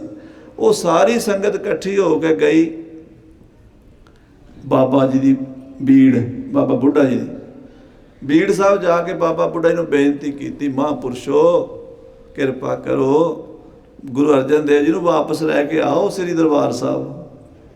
ਤੇ ਬਾਬਾ ਬੁੱਢਾ ਜੀ ਫਿਰ ਉੱਥੋਂ ਛੇਹਰਟਾ ਸਾਹਿਬ ਆਏ, ਵਡਾਲੀ ਸਾਹਿਬ ਆਏ। ਗੁਰੂ ਅਰਜਨ ਦੇਵ ਜੀ ਨੂੰ ਕਹਿਣ ਲੱਗੇ, ਮਹਾਰਾਜ ਬਾਬਾ ਜੀ, ਮਹਾਰਾਜ ਜੀ, ਬਈ ਆਪ ਜੀ ਕਿਰਪਾ ਕਰੋ, ਸ੍ਰੀ ਹਰਿਮੰਦਰ ਸਾਹਿਬ ਦੀ ਰੌਣਕ ਘਟ ਗਈ ਹੈ। ਚਲੋ ਵਾਪਸ ਦਰਬਾਰ ਸਾਹਿਬ ਚਲੋ। ਮਹਾਰਾਜ ਗੁਰੂ ਅਰਜਨ ਦੇਵ ਕਹਿੰਦੇ ਬਾਬਾ ਜੀ ਜੋ ਤੁਹਾਡਾ ਹੁਕਮ, ਆਖੋ ਸਤਿਨਾਮ ਸ੍ਰੀ ਵਾਹਿਗੁਰੂ। ਤੁਸੀਂ ਜੋ ਕਿਹਾ ਸਿਰ ਮੱਥੇ ਦੇ ਪਹਿਲਾਂ ਤੁਹਾਡਾ ਬਚਨ ਹੋਇਆ ਸੀ ਇੱਥੇ ਆ ਕੇ, ਹੁਣ ਤੁਹਾਡਾ ਬਚਨ ਹੋਇਆ ਉੱਥੇ ਚਲੇ ਜਾਣਗੇ। ਤੇ ਗੁਰੂ ਅਰਜਨ ਦੇਵ ਜੀ ਫਿਰ ਸਾਰਾ ਪਰਿਵਾਰ ਲੈ ਕੇ ਆਪਣੇ ਸਾਹਿਬਜ਼ਾਦੇ ਸ੍ਰੀ ਗੁਰੂ ਹਰਗੋਬਿੰਦ ਸਾਹਿਬ ਜੀ, ਮਾਤਾ ਗੰਗਾ ਜੀ, ਦਾਸੀਆਂ ਦਾਸ ਗੱਡਿਆਂ ਰੇੜਿਆਂ ਤੇ ਸਮਾਨ ਲੱਦਿਆ ਵਡਾਲੀ ਤੋਂ, ਛਾਟਾ ਸਾਹਿਬ ਤੋਂ ਵਾਪਸ ਸ੍ਰੀ ਦਰਬਾਰ ਸਾਹਿਬ ਅੰਮ੍ਰਿਤਸਰ ਸਾਹਿਬ ਆ ਗਏ। ਜਦੋਂ ਸ੍ਰੀ ਅੰਮ੍ਰਿਤਸਰ ਆ ਗਏ ਤੇ ਹਰਿਮੰਦਰ ਸਾਹਿਬ ਦੇ ਦਰਸ਼ਨ ਕੀਤੇ, ਸਰੋਵਰ ਦਾ ਇਸ਼ਨਾਨ ਕੀਤਾ ਤੇ ਉਹਦੇ ਵਿੱਚ ਸ਼ੁਕਰਾਨੇ ਵਿੱਚ ਫਿਰ ਆ ਪਵਿੱਤਰ ਗੁਰੂ ਆਗ, ਇਹ ਪਵਿੱਤਰ ਸ਼ਬਦ ਸ੍ਰੀ ਸਤਿਗੁਰੂ ਸਾਹਿਬ ਜੀ ਉਚਾਰਨ ਕੀਤਾ। ਆਓ ਇਹਦੀ ਸੰਖੇਪ ਵਿੱਚ ਕਥਾ ਸਰਵਣ ਕਰੀਏ, ਫਿਰ ਸਮਾਪਤੀ ਕਰੀਏ ਜੀ। ਹਾਂਜੀ। ਸੋਰਠ ਮਹੱਲਾ ਪੰਜਵਾਂ। ਸੋਰਠ ਰਾਗ ਵਿੱਚ ਪੰਚਮ ਪਾਤਸ਼ਾਹ ਗੁਰਦੇਵ ਜੀ ਫਰਮਾਨ ਕਰਦੇ ਹਨ, ਗੁਰ ਪੂਰੈ ਕਿਰਪਾ ਧਾਰੀ। ਪੂਰੇ ਸਤਿਗੁਰੂ ਮਹਾਰਾਜ ਗੁਰੂ ਰਾਮਦਾਸ ਸਾਹਿਬ ਜੀ ਨੇ ਕਿਰਪਾ ਕੀਤੀ ਹੈ। ਪ੍ਰਭ ਪੂਰੀ ਲੋਚ ਹਮਾਰੀ। ਉਹ ਪਰਮੇਸ਼ਰ ਨੇ ਸਾਡੀ ਜਿਹੜੀ ਇੱਛਾ ਸੀ ਨਾ ਸ੍ਰੀ ਹਰਿਮੰਦਰ ਸਾਹਿਬ ਦੇ ਦਰਸ਼ਨ ਕਰਨ ਦੀ, ਸਰੋਵਰ ਦੇ ਇਸ਼ਨਾਨ ਕਰਨ ਦੀ, ਉਹ ਪੂਰੀ ਕਰ ਦਿੱਤੀ ਹੈ। ਕਰ ਇਸ਼ਨਾਨ ਗ੍ਰਹਿ ਆਏ। ਸ੍ਰੀ ਗੁਰੂ ਰਾਮਦਾਸ ਸਾਹਿਬ ਦੇ ਪਵਿੱਤਰ ਸਰੋਵਰ ਦੇ ਇਸ਼ਨਾਨ ਕੀਤੇ ਹਨ। ਸਾਧ ਸੰਗਤ ਜੀ, ਜਦੋਂ ਗੁਰੂ ਅਰਜਨ ਦੇਵ ਜੀ ਨੂੰ ਗੁਰਤਾ ਗੱਦੀ ਦਿੱਤੀ ਗੁਰੂ ਰਾਮਦਾਸ ਸਾਹਿਬ ਜੀ ਨੇ, ਤੇ ਬੜੀਆਂ ਸਿੱਖਿਆ ਦਿੱਤੀਆਂ। ਉਦੋਂ 17.5 ਸਾਲ ਦੀ ਉਮਰ ਸੀ ਗੁਰੂ ਅਰਜਨ ਦੇਵ ਜੀ ਦੀ। ਗੁਰੂ ਰਾਮਦਾਸ ਬੜਾ ਕੁਝ ਸਿਖਾਇਆ। ਇੱਕ ਇਹ ਵੀ ਬਚਨ ਕਿਹਾ ਸੀ, ਪੁੱਤਰ ਅਰਜਨ, ਆ ਜਿਹੜਾ ਸਰੋਵਰ ਹੈ ਨਾ, ਇਹਨੂੰ ਪਾਣੀ ਦਾ ਸਰੋਵਰ ਨਾ ਸਮਝੀ, ਇਹਨੂੰ ਤਲਾਬ ਨਾ ਸਮਝੀ, ਇਹਨੂੰ ਕੋਈ ਜਲਾਸ਼ਾ ਨਾ ਸਮਝੀ, ਇਹ ਇੱਦਾਂ ਸਮਝੀ ਵੀ ਤੇਰੇ ਪਿਓ ਦਾ ਗੁਰੂ ਰਾਮਦਾਸ ਦਾ ਸਰੀਰ ਹੈ। ਜਿਵੇਂ ਪਿਤਾ ਦੀ ਮੁੱਠੀ ਚਾਪੀ ਕਰੀਦੀ ਨਾ, ਇੱਦਾਂ ਸੇਵਾ ਕਰੀ ਸਰੋਵਰ ਦੀ। ਇਹ ਬਚਨ ਗੁਰ ਪ੍ਰਤਾਪ ਸੂਰਜ ਵਿੱਚ ਆਉਂਦੇ। ਸਤਿਗੁਰੂ ਜੀ ਨੇ, ਗੁਰੂ ਅਰਜਨ ਦੇਵ ਜੀ ਨੇ ਉਹੀ ਭਾਵਨਾ ਰੱਖ ਕੇ ਫਿਰ ਸਰੋਵਰ ਦੀ ਸੇਵਾ ਕਰਾਈ ਤੇ ਰੋਜ਼ ਇਸ਼ਨਾਨ ਕਰਦੇ ਸੀ ਗੁਰੂ ਅਰਜਨ ਦੇਵ ਜੀ ਸਰੋਵਰ ਵਿੱਚ। ਆਖੋ ਸਤਿਨਾਮ ਸ੍ਰੀ ਵਾਹਿਗੁਰੂ। ਰੋਜ਼ ਇਸ਼ਨਾਨ। ਅੱਜ ਫਿਰ ਬੜੇ ਚਿਰਾਂ ਬਾਅਦ ਆਏ ਨੇ ਤੇ ਇਸ਼ਨਾਨ ਕੀਤਾ ਸਰੋਵਰ ਦਾ, ਤੇ ਆਪਣੇ ਘਰ ਗੁਰੂ ਕੇ ਮਹਿਲਾਂ 'ਚ ਪਹੁੰਚੇ ਨੇ। ਬੜੇ ਪਿਆਰ ਨਾਲ ਸੰਗਤਾਂ ਨੇ ਫੁੱਲਾਂ ਦੀ ਵਰਖਾ ਕੀਤੀ ਹੈ। ਅੰਮ੍ਰਿਤਸਰ ਦਾ ਬੱਚਾ ਅੱਜ ਖੁਸ਼ ਹੈ ਵੀ ਸ਼ਹਿਰ ਦੇ ਮਾਲਕ ਆ ਗਏ ਨੇ। ਹਾਂਜੀ। ਅਨੰਦ ਮੰਗਲ ਸੁਖ ਪਾਏ। ਬੜਾ ਆਨੰਦ ਮੰਗਲ, ਬੜੇ ਵਾਜੇ ਵੱਜੇ ਨੇ, ਬੜਾ ਕੀਰਤਨ ਹੋਇਆ, ਬੜੀਆਂ ਦੇਗਾਂ ਕੜਾਹ ਪ੍ਰਸ਼ਾਦ ਦੀਆਂ ਵਰਤੀਆਂ ਨੇ, ਬੜੇ ਸੁੰਦਰ ਲੰਗਰ ਤਿਆਰ ਕਰਕੇ ਸੰਗਤਾਂ ਨੂੰ ਛਕਾਏ ਨੇ। ਸੰਤ ਹੋ RAM ਨਾਮ ਨਿਸਤਰੀਐ। ਮਹਾਰਾਜ ਸਾਹਿਬ ਪੰਚਮ ਪਾਤਸ਼ਾਹ ਜੀ ਫਰਮਾਨ ਕਰਦੇ, ਸੰਤ ਹੋ, ਹੇ ਸੰਤ ਜਨੋ, ਇਹ ਸੰਸਾਰ ਤੋਂ ਜੇ ਪਾਰ ਲੰਘਣਾ ਹੈ ਨਾ, ਪਰਮੇਸ਼ਰ ਦੇ ਘਰ ਪਹੁੰਚਣਾ ਹੈ, ਤਾਂ ਇੱਕੋ ਹੀ ਤਰੀਕਾ ਸਤਨਾਮ ਸ੍ਰੀ ਵਾਹਿਗੁਰੂ। ਸੰਤੋ ਰਾਮ ਨਾਮ ਨਿਸਤਰੀਐ, ਵਾਹਿਗੁਰੂ ਵਾਹਿਗੁਰੂ ਵਾਹਿਗੁਰੂ ਵਾਹਿਗੁਰੂ ਜਪੀਏ ਤੇ ਇਹ ਸੰਸਾਰ ਤੋਂ ਪਾਰ ਲੰਘ ਜਾਈਏ। ਉਠਤ ਬੈਠਤ ਹਰ ਹਰ ਧਿਆਈਐ। ਸਤਿਗੁਰੂ ਸਾਹਿਬ ਜੀ ਫਰਮਾਨ ਕਰਦੇ, ਉੱਠਦਿਆਂ ਬਹਿੰਦਿਆਂ ਹਰ ਵੇਲੇ ਵਾਹਿਗੁਰੂ ਵਾਹਿਗੁਰੂ ਜਪੀਏ। ਅਨ ਦਿਨ ਸੁਕ੍ਰਿਤ ਕਰੀਐ। ਔਰ ਦਿਨ ਰਾਤ ਸ਼ੁਭ ਕਰਮ ਕਰੀਏ। ਤੇ ਸਾਰਿਆਂ ਤੋਂ ਚੰਗਾ ਕਰਮ ਇਹੀ ਹੈ, ਹਰ ਕੋ ਨਾਮ ਜਪ ਨਿਰਮਲ ਕਰਮ। ਇਹ ਵਾਹਿਗੁਰੂ ਦਾ ਸਿਮਰਨ ਕਰੀਏ। ਸੰਤ ਕਾ ਮਾਰਗ ਧਰਮ ਕੀ ਪੌੜੀ। ਪੰਚਮ ਪਾਤਸ਼ਾਹ ਜੀ ਫਰਮਾਨ ਕਰਦੇ ਵੀ ਸੰਤਾਂ ਵਾਲਾ ਰਸਤਾ ਤੇ ਧਰਮ ਦੀ ਜਿਹੜੀ ਪੌੜੀ ਹੈ, ਕਿਉਂਕਿ ਪੌੜੀ ਉੱਪਰ ਚੜ੍ਹਨ ਵਾਸਤੇ ਜ਼ਰੂਰੀ ਹੁੰਦੀ ਹੈ। ਮਹਾਰਾਜ ਕਹਿੰਦੇ, ਬਿਨ ਪੌੜੀਆਂ ਮੰਦਰ ਕਿਉਂ ਚੜ੍ਹੈ ਰਾਮ। ਬਿਨਾਂ ਪੌੜੀਆਂ ਦੇ ਕੋਠੇ ਤੇ ਨਹੀਂ ਚੜ੍ਹਿਆ ਜਾਂਦਾ। ਪਰਮੇਸ਼ਰ ਦੇ ਕੋਲ ਜਾਣਾ ਤਾਂ ਪੌੜੀ ਚਾਹੀਦੀ ਹੈ। ਕਹਿੰਦੇ ਉਹ ਧਰਮ ਦੀ ਪੌੜੀ ਹੈ, ਸੰਤਾਂ ਦਾ ਰਸਤਾ ਹੈ, ਸੰਤਾਂ ਵਾਲਾ ਰਾਹ ਅਤੇ ਧਰਮ ਦੀ ਪੌੜੀ। ਕੋ ਵਡ ਭਾਗੀ ਪਾਏ। ਕੋਈ ਵੱਡੇ ਭਾਗਾਂ ਵਾਲਾ, ਗੁਰਮੁਖ ਭਾਗਾਂ ਵਾਲਾ ਹੀ ਹੁੰਦਾ ਜਿਹਨੂੰ ਇਹ ਪ੍ਰਾਪਤੀ ਹੁੰਦੀ ਹੈ। ਕੋਟ ਜਨਮ ਕੇ ਕਿਲ ਬਿਖ ਨਾਸੇ। ਕਰੋੜਾਂ ਜਨਮਾਂ ਦੇ ਪਾਪ ਮਿਟ ਜਾਂਦੇ ਹਨ ਹਰ ਚਰਣੀ ਚਿਤ ਲਾਏ। ਜਦੋਂ ਵਾਹਿਗੁਰੂ ਵਾਹਿਗੁਰੂ ਵਾਹਿਗੁਰੂ ਵਾਹਿਗੁਰੂ ਵਾਹਿਗੁਰੂ ਵਾਹਿਗੁਰੂ ਵਾਹਿਗੁਰੂ ਵਾਹਿਗੁਰੂ ਜਪਦਿਆਂ ਵਾਹਿਗੁਰੂ ਦੇ ਚਰਨਾਂ ਵਿੱਚ ਹੀ ਲਿਵ ਲੱਗ ਜਾਂਦੀ ਹੈ। ਉਸਤਤ ਕਰੋ ਸਦਾ ਪ੍ਰਭ ਆਪਣੇ। ਮਹਾਰਾਜ ਸਾਹਿਬ ਜੀ ਉਪਦੇਸ਼ ਦਿੰਦੇ ਹੈ, ਸਿੱਖੋ ਹਰ ਵੇਲੇ ਆਪਣੇ ਪ੍ਰਭੂ ਦੀ, ਆਪਣੇ ਪਰਮੇਸ਼ਰ ਦੀ ਉਸਤਤ ਕਰਿਆ ਕਰੋ। ਜਿਨ ਪੂਰੀ ਕਲ ਰਾਖੀ। ਜਿਸ ਪਰਮੇਸ਼ਰ ਨੇ ਕਲਯੁਗ ਦੇ ਅੰਦਰ ਆਪਣੇ ਦਾਸਾਂ ਦੀ ਲਾਜ ਰੱਖੀ ਹੈ, ਆਪਣੀ ਪੂਰੀ ਕਲਾ ਵਰਤਾਈ ਹੈ। ਜੀਅ ਜੰਤ ਸਭ ਭਏ ਪਵਿੱਤਰਤਾ। ਪਵਿੱਤਰਾ ਸਤਿਗੁਰੂ ਮਹਾਰਾਜ ਸੱਚੇ ਪਾਤਸ਼ਾਹ ਦੀ ਕਿਰਪਾ ਨਾਲ ਇਹ ਸਾਰੇ ਜੀਵ ਜੰਤ ਜਿੰਨੇ ਪਾਪੀ ਸਨ ਪਵਿੱਤਰ ਹੋ ਗਏ ਹਨ। ਸਤਿਗੁਰ ਕੀ ਸੱਚ ਸਾਖੀ। ਸਤਿਗੁਰਾਂ ਦੀ ਸਾਚੀ ਸਾਖੀ ਸਿੱਖਿਆ ਦੇ ਨਾਲ ਉਪਦੇਸ਼ ਦੇ ਨਾਲ ਬੇਅੰਤ ਜੀਵਾਂ ਦਾ ਉਧਾਰ ਹੋ ਗਿਆ ਹੈ। ਬਿਘਨ ਵਿਨਾਸ਼ਨ ਸਭ ਦੁਖ ਨਾਸ਼ਨ। ਪੰਚਮ ਪਾਤਸ਼ਾਹ ਜੀ ਕਹਿੰਦੇ ਬਿਘਨਾਂ ਨੂੰ ਦੂਰ ਕਰਨ ਵਾਲਾ, ਬਿਘਨ ਵਿਨਾਸ਼ਨ, ਬਿਘਨਾਂ ਦਾ ਵਿਨਾਸ਼ ਕਰਨ ਵਾਲਾ, ਸਾਰੇ ਦੁੱਖਾਂ ਦਾ ਨਾਸ਼ ਕਰਨ ਵਾਲਾ। ਸਤਿਗੁਰ ਨਾਮ ਦ੍ਰਿੜਾਇਆ। ਸਤਿਗੁਰੂ ਨੇ ਨਾਮ ਦ੍ਰਿੜ ਕਰਾਇਆ। ਨਾਮ ਐਸੀ ਸ਼ਕਤੀ ਹੈ, ਆਖੋ ਸਤਨਾਮ ਸ੍ਰੀ ਵਾਹਿਗੁਰੂ ਵਾਹਿਗੁਰੂ ਵਾਹਿਗੁਰੂ ਵਾਹਿਗੁਰੂ। ਇਹਦਾ ਸਾਧ ਸੰਗਤ ਜੀ ਸੱਚਖੰਡ ਦੇ ਤਾਲੇ ਖੋਲਦਾ ਹੈ, ਇਹ ਚਾਬੀ ਹੈ, ਹੋਰ ਕੋਈ ਤਰੀਕਾ ਨਹੀਂ। ਕੇਵਲ ਹੀ ਨਾਮ ਹੀ ਅਕਲ, ਕੇਵਲ ਨਾਮ ਆਧਾਰ। ਇਹ ਨਾਮ ਗੁਰੂ ਜੀ ਨੇ ਦ੍ਰਿੜ ਕਰਾ ਦਿੱਤਾ। ਜਿਹੜਾ ਇਸ ਨੂੰ ਪੱਕਿਆਂ ਹੋ ਕੇ ਫੜ ਲਵੇ ਪੱਲਾ ਨਾਮ ਦਾ, ਵਾਹਿਗੁਰੂ ਵਾਹਿਗੁਰੂ ਵਾਹਿਗੁਰੂ ਵਾਹਿਗੁਰੂ ਜਪਣਾ ਸ਼ੁਰੂ ਕਰ ਦੇਵੇ, ਨਿਸ਼ਚੈ ਕਰਕੇ ਭਵ ਸਾਗਰ ਤੋਂ ਤਰ ਜਾਏਗਾ। ਖੋਏ ਪਾਪ ਭਏ ਸਭ ਪਾਵਨ। ਉਸ ਬੰਦੇ ਦੇ ਸਾਰੇ ਪਾਪ ਨਾਸ ਹੋ ਜਾਂਦੇ, ਉਹ ਪਵਿੱਤਰ ਹੋ ਜਾਂਦਾ। ਜਿਨ੍ਹਾਂ ਨੇ ਨਾਮ ਜਪਿਆ ਹੈ ਸਾਧ ਸੰਗਤ ਜੀ, ਵੱਡੇ ਵੱਡੇ ਪਾਪੀ ਪਵਿੱਤਰ ਹੋ ਗਏ ਹਨ। ਜਾਣੇ ਨਾਨਕ ਸੁਖ ਕਰ ਆਇਆ। ਪੰਜਵੇਂ ਪਾਤਸ਼ਾਹ ਸਾਹਿਬ ਜੀ ਫਰਮਾਨ ਕਰਦੇ ਆ, ਸੁਖ ਦੇ ਨਾਲ ਪਰਮੇਸ਼ਰ ਦੇ ਸਰੂਪ ਵਿੱਚ ਲੀਨਤਾ ਹੋ ਗਈ, ਸੁਖ ਦੀ ਪ੍ਰਾਪਤੀ ਹੋ ਗਈ, ਕਿਉਂਕਿ ਸੁਖ ਸਰੂਪ ਪਰਮੇਸ਼ਰ ਹੈ। ਹੋਰ ਕੋਈ ਸੁਖ ਵਾਲੀ ਚੀਜ਼ ਨਹੀਂ ਦੁਨੀਆ ਤੇ ਸਾਧ ਸੰਗਤ ਜੀ, ਪਰਮੇਸ਼ਰ ਹੀ ਸੁਖ ਸਰੂਪ ਹੈ। ਤੇ ਉਹ ਘਰ ਵਿੱਚ ਆ ਜਾਵੇ ਫਿਰ ਸਾਰੇ ਸੁੱਖ ਆ ਜਾਂਦੇ ਆ। ਜੇ ਪਰਮੇਸ਼ਰ ਨਾ ਆਵੇ ਤੇ ਬਾਕੀ ਦੁਨੀਆ ਦੇ ਜਿੰਨੇ ਮਰਜ਼ੀ ਸੁੱਖ ਚੁੱਕੀ ਫਿਰੋ, ਪੈਸੇ ਦੇ, ਗੱਡੀਆਂ ਦੇ, ਮਕਾਨਾਂ ਦੇ, ਕਾਰੋਬਾਰਾਂ ਦੇ। ਅੱਜ ਲੋਕਾਂ ਕੋਲ ਕੋਈ ਕਮੀ ਕੋਈ ਨਹੀਂ, ਪਰ ਦੁਖੀ ਨੇ ਸਾਰੇ। ਤੇ ਜਿਨ੍ਹਾਂ ਦੇ ਕੋਲ ਨਾਮ ਹੈ, ਭਾਵੇਂ ਉਹਨਾਂ ਨੂੰ ਖਾਣ ਨੂੰ ਰੋਟੀ ਵੀ ਨਾ ਮਿਲਦੀ ਹੋਵੇ, ਕੱਪੜਾ ਵੀ ਨਾ ਹੋਵੇ, ਤਾਂ ਵੀ ਸੁਖੀ ਹੁੰਦੇ ਆ। ਸੋ ਨਾਮ ਦਾ ਸੁੱਖ ਵੱਡਾ ਸੁੱਖ ਹੈ। ਇਹ ਸਾਹਿਬ ਸੱਚੇ ਪਾਤਸ਼ਾਹ ਜੀ ਨੇ ਦੱਸਿਆ, ਕਿਰਪਾ ਕੀਤੀ ਹੈ। ਭੁੱਲਾਂ ਚੁੱਕਾਂ ਦੀ ਖਿਮਾ ਇੱਕ ਹਫ਼ਤਾ ਆਪ ਜੀ ਦੇ ਵਿੱਚ ਵਿਚਰੇ ਹਾਂ, ਵਿਚਰਦਿਆਂ, ਤੁਰਦਿਆਂ, ਫਿਰਦਿਆਂ, ਬੋਲਦਿਆਂ, ਕਥਾ ਵਿਚਾਰ ਕਰਦਿਆਂ ਬਹੁਤ ਭੁੱਲਾਂ ਹੋ ਜਾਂਦੀਆਂ। ਸੰਗਤ ਬਖਸ਼ਣ ਯੋਗ ਬਖਸ਼ ਲੈਣਾ, ਕਿਰਪਾ ਕਰਨੀ ਗੁਰੂ ਸਾਹਿਬ। ਬਾਬਾ ਜੀ ਨੂੰ ਵੀ ਚੜ੍ਹਦੀ ਕਲਾ ਬਖਸ਼ਣ, ਅਸਥਾਨ ਦੀ ਵੀ ਚੜ੍ਹਦੀ ਕਲਾ ਹੋਵੇ। ਨਿਊਯਾਰਕ, ਨਿਊ ਜਰਸੀ, ਇਸ ਇਲਾਕੇ ਦੀਆਂ ਸਾਰੀਆਂ ਸੰਗਤਾਂ ਸਤਿਗੁਰੂ ਦੇ ਚਰਨਾਂ ਨਾਲ ਜੁੜੀਆਂ ਰਹਿਣ। ਇਤਨੇ ਬਚਨ ਪ੍ਰਵਾਨ ਕਰਨੇ ਜੀ। ਬਹੁਤ ਬਹੁਤ ਧੰਨਵਾਦ। ਫਤਿਹ ਬੁਲਾਓ। ਵਾਹਿਗੁਰੂ ਜੀ ਕਾ ਖਾਲਸਾ, ਵਾਹਿਗੁਰੂ ਜੀ ਕੀ ਫਤਿਹ। ਬਿਘਨ ਵਿਨਾਸ਼ਨ ਸਭ ਦੁਖ ਨਾਸ਼ਨ, ਸਤਿਗੁਰ ਨਾਮ ਦ੍ਰਿੜਾਇਆ। ਕੋਏ ਪਾਪ ਭਏ ਸਭ ਪਾਵਨ, ਜਨ ਨਾਨਕ ਸੁਖ ਕਰ ਆਇਆ। ਵਾਹਿਗੁਰੂ ਜੀ ਕਾ ਖਾਲਸਾ, ਵਾਹਿਗੁਰੂ ਜੀ